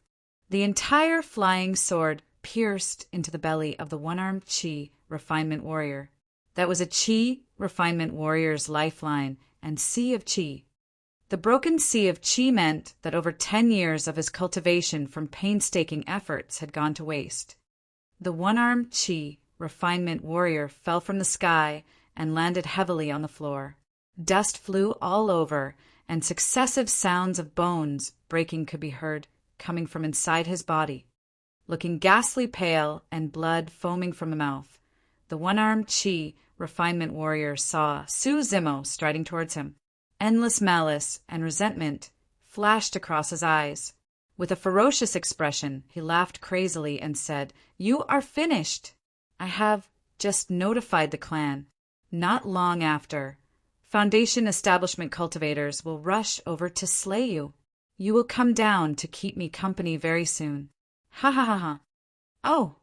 Su Zimo raised his brows and said, "So there aren't any Foundation establishment cultivators in the capital then?" The one-armed Qi refinement officer was stunned. "Thanks for the information. It looks like I, Su Zimo, am not destined to die yet. Even the capital city of the country of Yen cannot stop me." Su Zimo's expression was cold and aloof. He stepped forward and trampled on the skull of the one-armed Qi refinement warrior, crushing it. He took this man's storage bag and put it away in his arms before dashing outside. If there were Foundation establishment cultivators in the capital, coupled with other Qi refinement officers, city guards, and the Imperial Army, it would be very difficult for Su Zimo to leave the capital. This was because there was a huge gap of one realm between the Foundation establishment cultivator and Qi refinement warrior. This was a great leap in quality, and the strong powers erupted by Foundation establishment cultivators was enough to kill Su Zimo. On the other hand, without the Foundation establishment cultivators, even level 10 perfected Qi refinement warriors would be of little threat to Su Zimo. "I have to make my way out as soon as possible," Su Zimo told himself quietly. If he were to dawdle too long in the capital, he would eventually land himself in a hard battle when the Foundation establishment cultivators from Joyful Clan arrived. It would be hard for him to escape death then. The Imperial Army of the King of Yen formed a massive array, holding spears as they dashed forward fearlessly. At one glance, they were impenetrable. Kill! Kill! Kill! Hundreds and thousands of the Imperial Army hollered angrily together. The sound was deafening. A massive and powerful aura engulfed the entire place, slamming toward Su Zimo as if wanting to drown him. The Imperial Army was absolutely loyal to the King of Yen. They were resolute and determined. Although Su Zimo was so powerful that he could kill Qi refinement warriors, the Imperial Army was fearless and did not back off. Every member of the Imperial Army had a gaze that was as sharp as a sword. Carrying a chilling expression, they had strong, murderous intent. The congregation of hundreds and thousands of the Imperial Army erupted a powerful and unwavered determination that astonished the minds and hearts. This was the power of a country. Enshrouded by this massive aura and the frightening willpower, even Qi refinement warriors who came would have long been scared out of their wits and turned cowardly prior to fighting. However, Su Zimo's expression remained unchanged. Instead, the brilliance in his eyes intensified. Su Zimo took a long and deep breath and circulated the Anaconda Eclipse Heart Sutra. His chest bulged and lifted, seemingly wanting to devour the sun and moon. Pausing for a moment, he suddenly opened his mouth. "Ah!" Su Zimo gave a long yell. A humongous flow of energy surged out of Su Zimo's mouth. His voice was booming and high-pitched, penetrating gold and cracking stones, and shrouding the shouts of the 100,000s of the Imperial Army instantly. Many members of the Imperial Army revealed a pained expression. The weapons in their hands dropped, and they covered their ears with both hands. In Song Lang mountain range, Su Zimo had personally witnessed a spirit demon roaring loudly and shattering the body of small and weak spirit beasts with that force. Although his yell was not that lethal, it was still astonishing and powerful. How could ordinary people withstand that? Boom! Su Zimo took a step out, causing the ground to tremble. Black bricks split open, and sandstones flew all over. The king of Yen is already dead. Who dares to stop me? At this moment, it was as if Su Zimo had been possessed by a powerful ancient demon. The murderous aura was stifling, seemingly wanting to destroy the entire world. It subdued the aura of the hundreds and thousands of the Imperial Army troops almost instantly. Many of the soldiers in the Imperial Army turned ghastly pale with dazed expressions. They actually fell to the ground with wobbly legs. The Imperial Army was in chaos.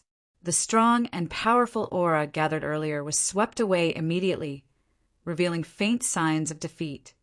At this juncture, Su Zimo laughed loudly. He was looking disdainfully at everyone out of the corner of his eyes. The aura was towering. The ordinary man in the eyes of the King of Yen was repressing the power of a country.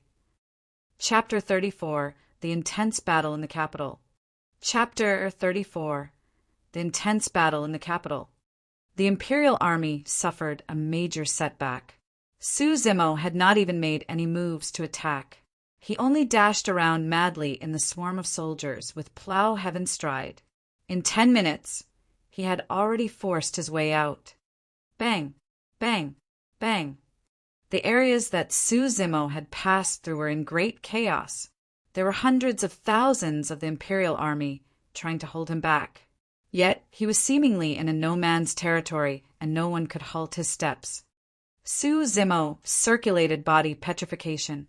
The muscles in his entire body tightened until they were as hard as rocks, and his defensive ability increased greatly. When the Imperial Army pierced Su Zimo with the golden spears in their hands, the spears would either slip off or break on the spot. They could not hurt Su Zimo at all. Not long after, Su Zimo had already dashed out of the palace. At this moment, Su Zimo sensed great danger in his heart. When he was running, he suddenly made dodging moves and lowered his body like an anaconda, slithering close to the ground. Swoosh! A cold beam of sword light streaked across the top of Su Zimo's head. It was a Qi refinement warrior. Su Zimo rose. He dashed diagonally towards the direction where the sword came from like a wild bull, hurling off many of the Imperial Army by the side. The Qi refinement warrior, who was hiding in the crowd, saw his flying sword come to nothing. Just as he tried to redirect the flying sword before he could even recover his senses, he discovered that all of the Imperial Army in front blocking him from view had already fallen to the ground. The blood-drenched Su Zimo had already closed in on him. It was too late for this person to dodge. Bang! Su Zimo casually punched him, and the latter was flung away. The eyes of this Qi refinement warrior had lost focus. His chest collapsed. His bones shattered and pierced into his lungs. Before his body touched the ground, he had already stopped breathing. With the power erupted from Su Zimo's body, even if he did not make any moves, the Qi refinement warrior would not be able to withstand any one casual punch or kick from him as well. At this moment, the capital was in great chaos. More and more Qi refinement warriors gathered as they rushed over from various places across the city. During this time, there were already about 10 of them who had taken hostile action against Su Zimo. Initially, these Qi refinement warriors hid among the Imperial Army and guards while directing the flying sword to attack Su Zimo. However, after Su Zimo killed a few of them, the remaining Qi refinement warriors were feeling scared. They realized that Su Zimo could find them even if they hid in the crowd. The Imperial Army and city guards could not stop Su Zimo at all. One after another, many Qi refinement warriors rose into the air, surrounding and attacking Su Zimo. Although this would deplete their spirit Qi faster, Su Zimo could not pose a threat to them then. The worst situation had occurred. In such a circumstance, whereby dozens of Qi refinement warriors constantly attacked him, Su Zimo could still circulate body petrification to endure the attacks from the lower-level Qi refinement warriors. However, Su Zimo had to dodge the attacks from the level 9 and perfected Qi refinement warriors when they unsheathed their inferior grade spirit weapons. The hardest part was that Su Zimo had no way to retaliate. In addition, Su Zimo's speed would definitely decrease if he were to rely solely on his spirit perception to dodge the attacks of the Qi refinement warrior. Coupled with the constant harassment by the Imperial Army and guards surrounding him, Su Zimo could very possibly lose his life in the capital. Everyone, there is no need to panic. This lad can't leave the place. As long as we unanimously join forces and detain him in the capital, the Foundation establishment cultivators for my joyful clan will arrive very soon. In mid-air, a perfected Qi refinement warrior said loudly. At this very moment, Su Zimo suddenly turned back and smiled at that person. He had a strange look in his eyes. This person's heart froze. He flew on the flying sword and quickly retreated so that he could distance himself from Su Zimo. Barely anyone had noticed that Su Zimo came all the way to the palace from an inconspicuous corner and not the main gate of the capital. That was where the Sky Treasure Pavilion was located.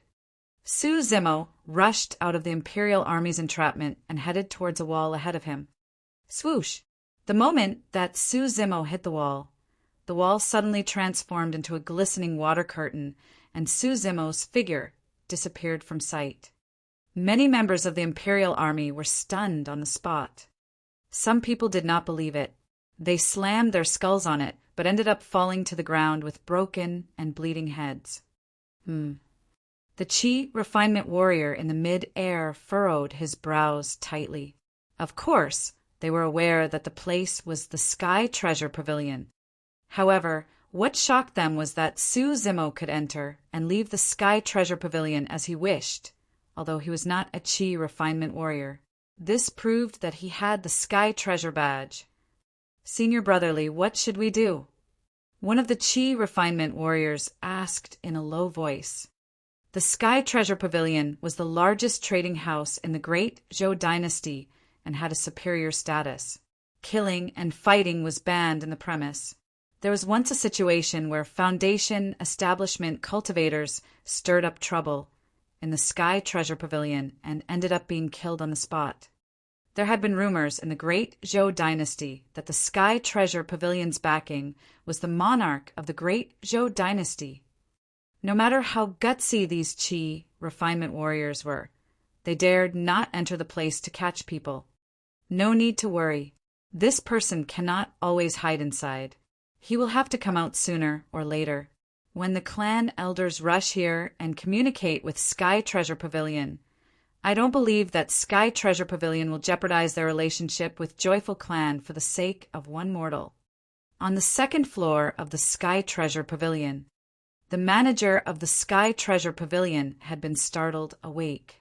Blinking his sleepy eyes, he asked the waiting staff beside him, "What happened outside? Why is it so chaotic? I heard that the King of Yen has been killed and the murderer is on the run. He's not caught yet."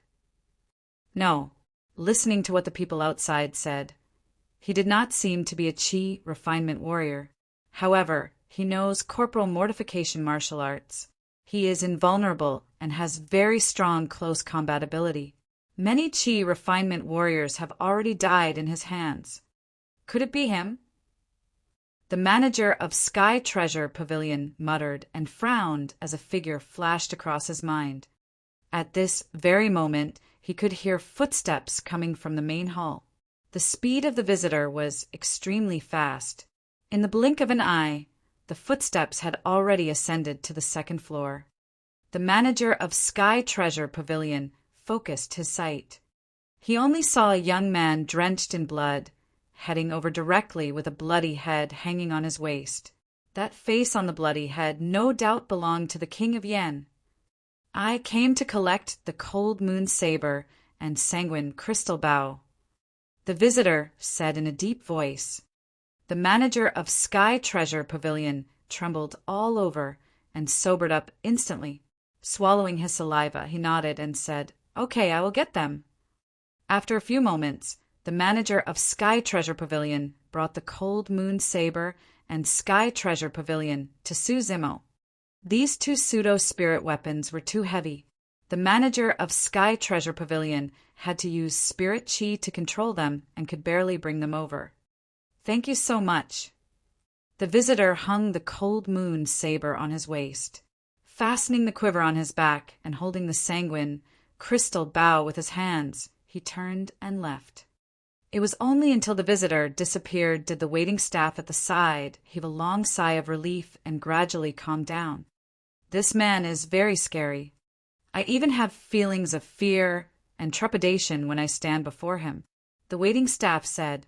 After pausing shortly, he then had a moment of realization before exclaiming in shock, "Don't tell me that he is the one who killed the King of Yen? Who is he? Why did he kill the King of Yen?" The manager of Sky Treasure Pavilion had a grave expression. After considering for a long time, he searched out a white paper crane from a storage bag. Releasing some spirit chi from his fingertip, he wrote a line of words. "The King of Yen is already dead. The group is now leaderless and the capital is in chaos. The murderer is not a chi refinement warrior, and he has the third princess's Sky Treasure gold badge. His identity is suspicious." After writing out the message, the manager of Sky Treasure Pavilion walked to the window and sent off the paper crane in his hands gently. The paper crane fluttered its wings and soared into the sky, disappearing in the blink of an eye. Chapter 35. Kill one man in 10 steps. Chapter 35. Kill one man in 10 steps. Dozens of chi refinement warriors gathered in the air, discussing countermeasures and staring at the entrance of Sky Treasure Pavilion at the same time. Soon after, Su Zimo stepped out of the Sky Treasure Pavilion with a long saber hung on his waist and a blood-colored huge bow in his hands. "Su Zimo, you won't be able to get away. If you surrender, your Su family may still be pardoned. Otherwise, humph, your Su family will definitely be annihilated," one of the perfected chi refinement warriors said worriedly. Within such a short time frame, someone had already told the chi refinement warrior from Joyful Clan about Su Zimo's background. "You wish to annihilate the Su family?" Su Zimo sneered. The murderous intent in his eyes intensified as he suddenly drew out 3 arrows from his quiver and coldly said, "I will exterminate you first." He bent the bow and knocked the arrow. The sanguine crystal bow weighed thousands of pounds. Coupled with the huge tendons of the spirit beast anaconda, the power that could erupt would weigh at least 10,000s of pounds. There were 2 key points in archery. First, the force. Second, the accuracy. The sanguine crystal bow in Su Zimo's hands was heavy enough. Although its precision was lacking a little, it did not matter in a situation whereby the dozens of chi refinement warriors were gathered at the same place. Su Zimo did not even have to aim.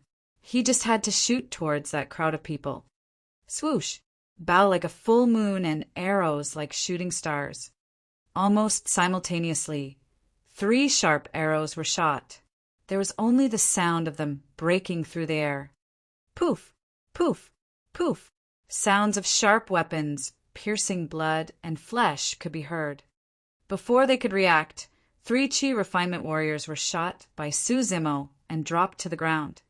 It was too fast. Many chi refinement warriors in the air were caught by surprise. They did not expect that Su Zimo would have a means to deal with them. The expressions of the remaining chi refinement warriors suddenly changed. They hurriedly redirected their flying swords and fled behind Su Zimo to distance themselves from the latter. Terror filled their eyes and fear lingered in their hearts. Given the power and speed of the 3 arrows, even perfected chi refinement warriors would not be able to dodge them. At the sight of this, Su Zimo did not hide the contempt in his eyes. He laughed out loud. "With such capabilities, you still wish to stop me?" Su Zimo strapped the sanguine crystal bow on his back and unsheathed the cold moon saber with a backhand grip. Thereafter, he dashed towards the outside of the capital. With the cold moon saber by his side, Su-Zimo was like a tiger with wings. Although the Imperial army and guards won in numbers, no one could stop Su-Zimo's killing momentum. It was in complete disarray after Su-Zimo fought his way through them, leaving behind rows of corpses and blood flowing like rivers. The dozens of Qi refinement warriors in mid-air had not given up. They followed Su-Zimo from afar, but the spirit weapons under their control no longer posed any threat to Su-Zimo. When a flying sword shot over, Su-Zimo no longer dodged them. With a wave of his saber, the flying sword would be hurled off. The level 9 and perfected Qi refinement warriors could barely control the inferior grade spirit weapons hit by the cold moon saber. However, the other Qi refinement warriors did not have such control. Although the cold moon saber was a pseudo-spirit weapon, it was integrated with too many rare spirit items. Its toughness did not lose out to middle-grade spirit weapons, complemented with Su-Zimo's strong and powerful body strength. Just one slash from it could dissipate all the spirit Qi on the flying sword directly. There would be a massive number of casualties if the spirit weapon that lost control were to hit the crowd of the Imperial army and city guards. Over time, feelings of fear and terror started to spread between the Imperial army and the city guards. When one person started to retreat, many people would follow suit subconsciously. The initial unwavering determination of the Imperial army and guards had finally been crushed. Fear was contagious. The dozens of Qi refinement warriors lingered in the air, their expressions ugly, and they were filled with hesitation. In actual fact, the moment that Su-Zimo picked up the sanguine crystal bow, he was already in complete control of the situation. Many Qi refinement warriors wanted to dodge the sharp arrows from Su-Zimo and had to distance themselves from him as much as possible. When the distance was greater, the power of the sharp arrows would inevitably reduce. The deviation from the target would also increase tremendously to allow more reaction time for the many Qi refinement warriors. But at the same time, with the increase in distance, it also meant that they needed to use more spirit Qi to control their flying swords and would not be able to hang on for too long. If they were to go closer to Su-Zimo and the latter suddenly turned back and shot an arrow, one of the Qi refinement warriors would drop from the air. One had to know that the 20 sharp arrows in Su-Zimo's quiver were also forged by the remaining materials used for the sanguine crystal bow. It was not any different from pseudo-spirit weapons. Once they were shot, be it at the vital body point or not, it would cause devastating damage to the body of the Qi refinement warrior if the powers contained in the sharp arrow suddenly erupted. If they were shot in the arm would become paralyzed. If they were shot in the thigh would become fractured. If they were shot in the body would explode after the sharp arrow pierced through it. At the sight of Su-Zimo on the brink of fighting his way out of the capital, many Qi refinement warriors felt extremely helpless. They were torn between advancing or retreating. At the gate of the city, many guards stationed at the site had long closed the gate. 10 monstrous-sized ballistae for defending the city walls were placed in a row at the gate. The ballistae arrows were thicker and longer than the spears in the hands of the guards. The arrowheads were shining with sinister and cold lights, aiming at Su-Zimo and ready to be launched at any point in time. Su-Zimo's killing momentum was on the rise. Seeing that the city gate was right in front of him, he did not care about the ballistae. He held the cold moon saber and charged forward. Release! The leader of the guards, standing beside the ballistae, lowered his arms and yelled. Swash! Swash! Swash!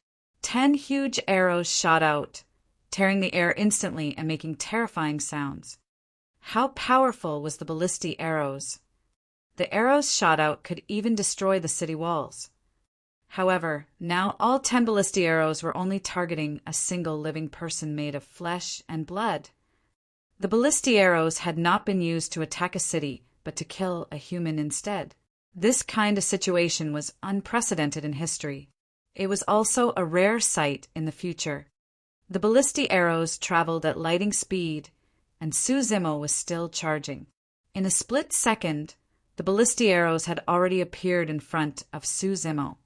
The 10 ballistic arrows came together like a huge stone pillar, smashing over. The aura was appalling. Su Zimo's eyes shone as he exhaled and yelled while gripping the cold moon saber. Faint sounds of vibration emanated from the bones in his body. His large tendons pulsated and sounds of bowstring vibrations rang. The muscles in his body knotted together, seemingly doubling his body size. Break it!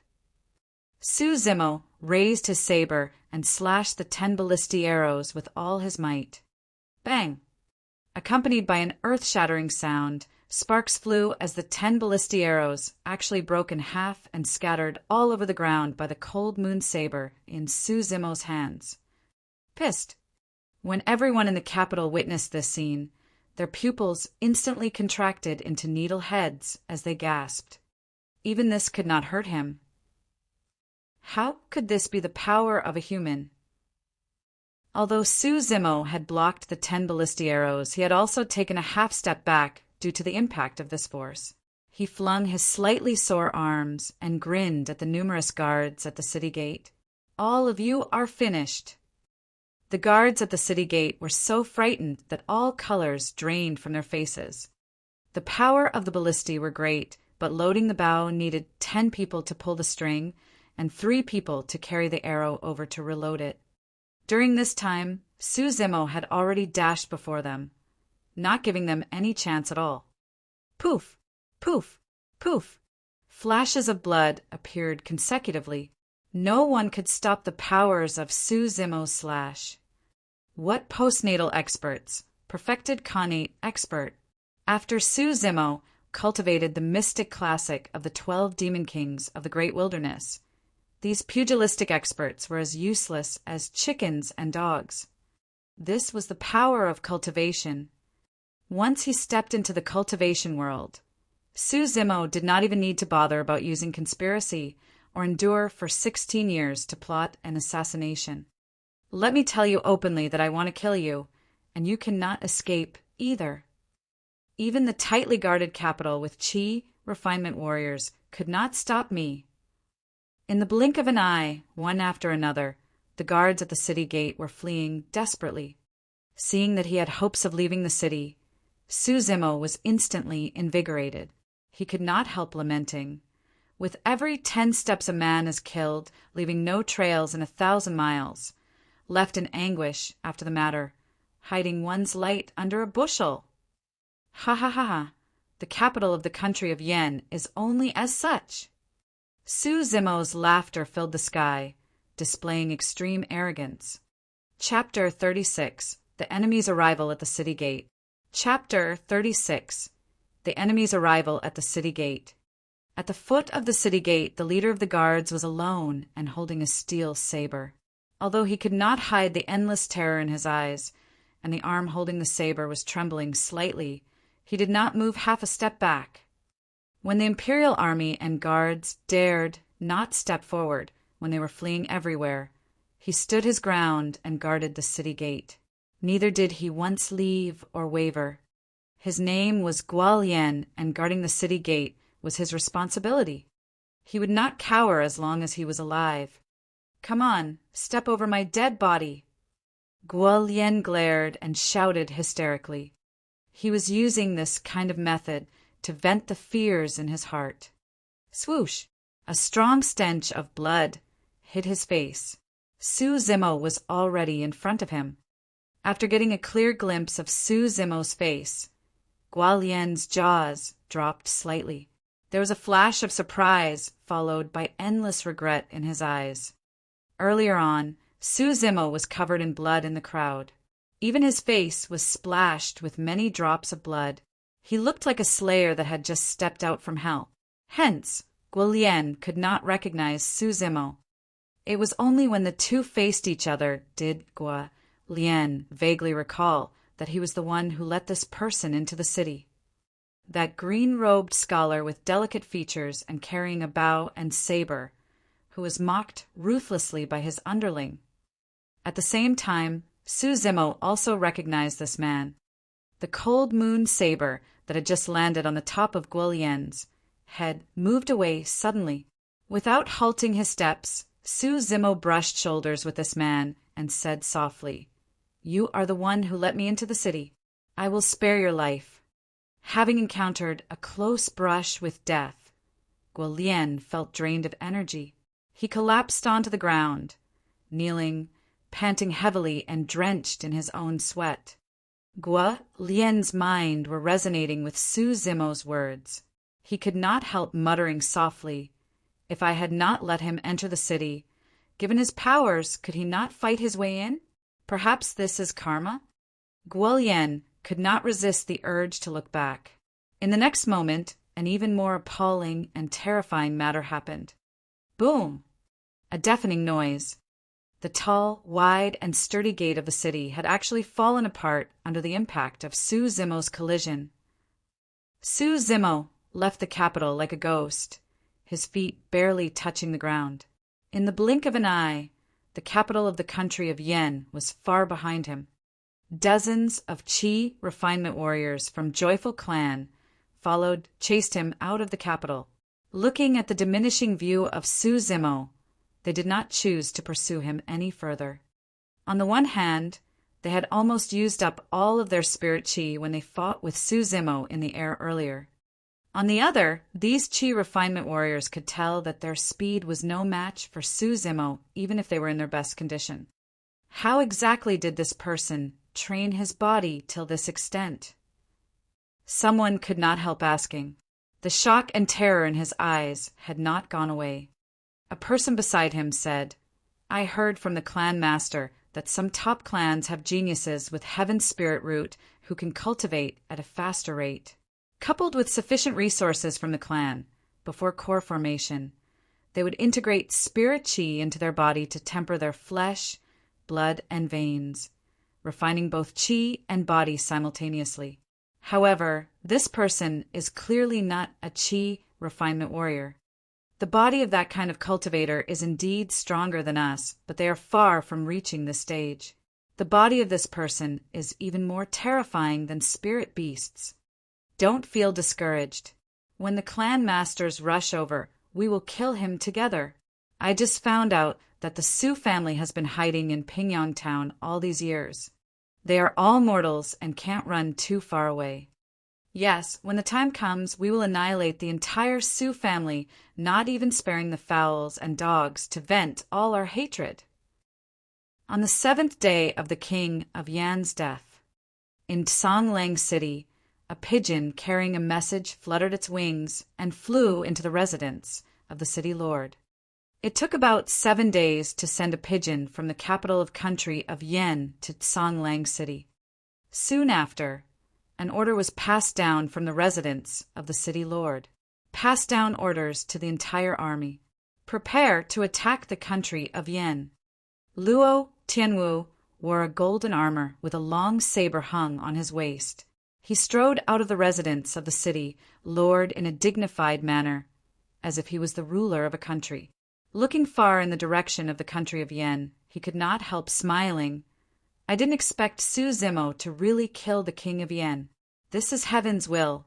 Heaven wants me, Luo Tianwu, to become the king. This is where the events are leading to. Who else can stop me? Congratulations, your highness. The gray-robed old elder standing beside Luo Tianwu said smilingly, "Su Zimo is quite smart, but he still fell into your highness's scheme of killing with a borrowed knife. After murdering the king of Yen, he will also die in the capital of the country of Yen." Ha ha ha. Luo Tianwu laughed complacently. This is an open scheme. Su Zimo knows that I am making use of him, but he still fell into the trap and helped me kill the king of Yen. Su Zimo, haha. He is just an ordinary man without any major use. He has wasted his time studying for more than 10 years. Mister, don't worry. When I become the king, I will definitely confer you the title of the country's advisor. Luo Tianwu said in a deep voice. The gray-robed elder bowed slightly, cupped his fists, and said, "Thank you, your highness." Luo Tianwu waved his arms and said loudly, "Let's go. Follow me into battle. Success and dominance is happening right at this moment." Luo Tianwu had long waited for this day. The troops in the city sharpened their swords and were long prepared. Within 15 minutes, 50,000 soldiers and horses, led respectively by the 5 wolf guards of Songlang City, had already gathered. The army left the city, detoured Songlang mountain range, and entered the borders of the country of Yan. The nearest city to the borders was Jian City in the country of Yan. In a deserted village, not far away from Jian City, not a soul could be seen. This place was termed as the Ghost Village. The Su family had moved to this place more than 10 days ago. None of them were residing in Pingyang town anymore. These days, using elixirs refined by Song Qi to nurse his health, Su Hong's body gradually showed signs of improvement. He had recovered much. However, as predicted by Uncle Zheng, it was easy to heal the body but difficult to heal the heart. Su Hong was still bedridden and had lost his appetite for food. His eyes were empty and soulless. Each time he thought about the Su family losing all hopes of avenging the blood feud, his heart ached unbearably. Uncle Zheng and the rest were also at a loss over what to do. Looking at Su Hong recovering physically but becoming more dispirited as the days passed, everyone in the Su family mourned and sighed. On this day, Lu Yu, the head guard of the Su family, suddenly rushed into the courtyard with a complicated expression mixed with sadness and joy. He said loudly, "Mr. Zheng, something serious has happened." "What is the matter?" Uncle Zheng's heart sank. Lu Yu said, "Luo Tianwu and his 5 wolf guards are leading an army of 50,000 to attack Jianan City. They have already arrived at the foot of the city gate." Uncle Zheng drew his brows together and said in puzzlement, "Luo Tianwu has been plotting for a long time. But why did he suddenly send out his troops? There must be some reason. Otherwise, he won't act rashly. Mister's conjecture is correct." Lu Yu nodded and said, "According to the information from the spy, Luo Tianwu claimed that the king of Yan is already dead and the country of Yan is in great chaos. It is just that the news has not spread outside the capital. As long as the city lord of Jian and city surrenders, he will be conferred the post of premier or other additional titles." Uncle Zheng frowned, carrying a grave expression. He pondered deeply and said, "Since Luo Tianwu has already sent his troops, this news is very likely true. However, the king of Yan had the protection of dozens of Qi refinement warriors. How did he die so easily? Who killed the king of Yan?" Suddenly, Uncle Zheng seemed to have thought of something. He exclaimed in shock, "Second young master. Where did second young master go recently? Did anyone see him?" Lu Yu shook his head and said, "Second young master is indeed very powerful, but I don't think he will be able to sneak into the capital and kill the king of Yan before the eyes of dozens of Qi refinement warriors." Uncle Zheng let out a long sigh. He gradually calmed down before nodding and saying, "That's also true." After hesitating for a moment, Song Qi, who was beside them, could not help saying, "But I am afraid that your family's second young master might really be the one who killed the king of Yan."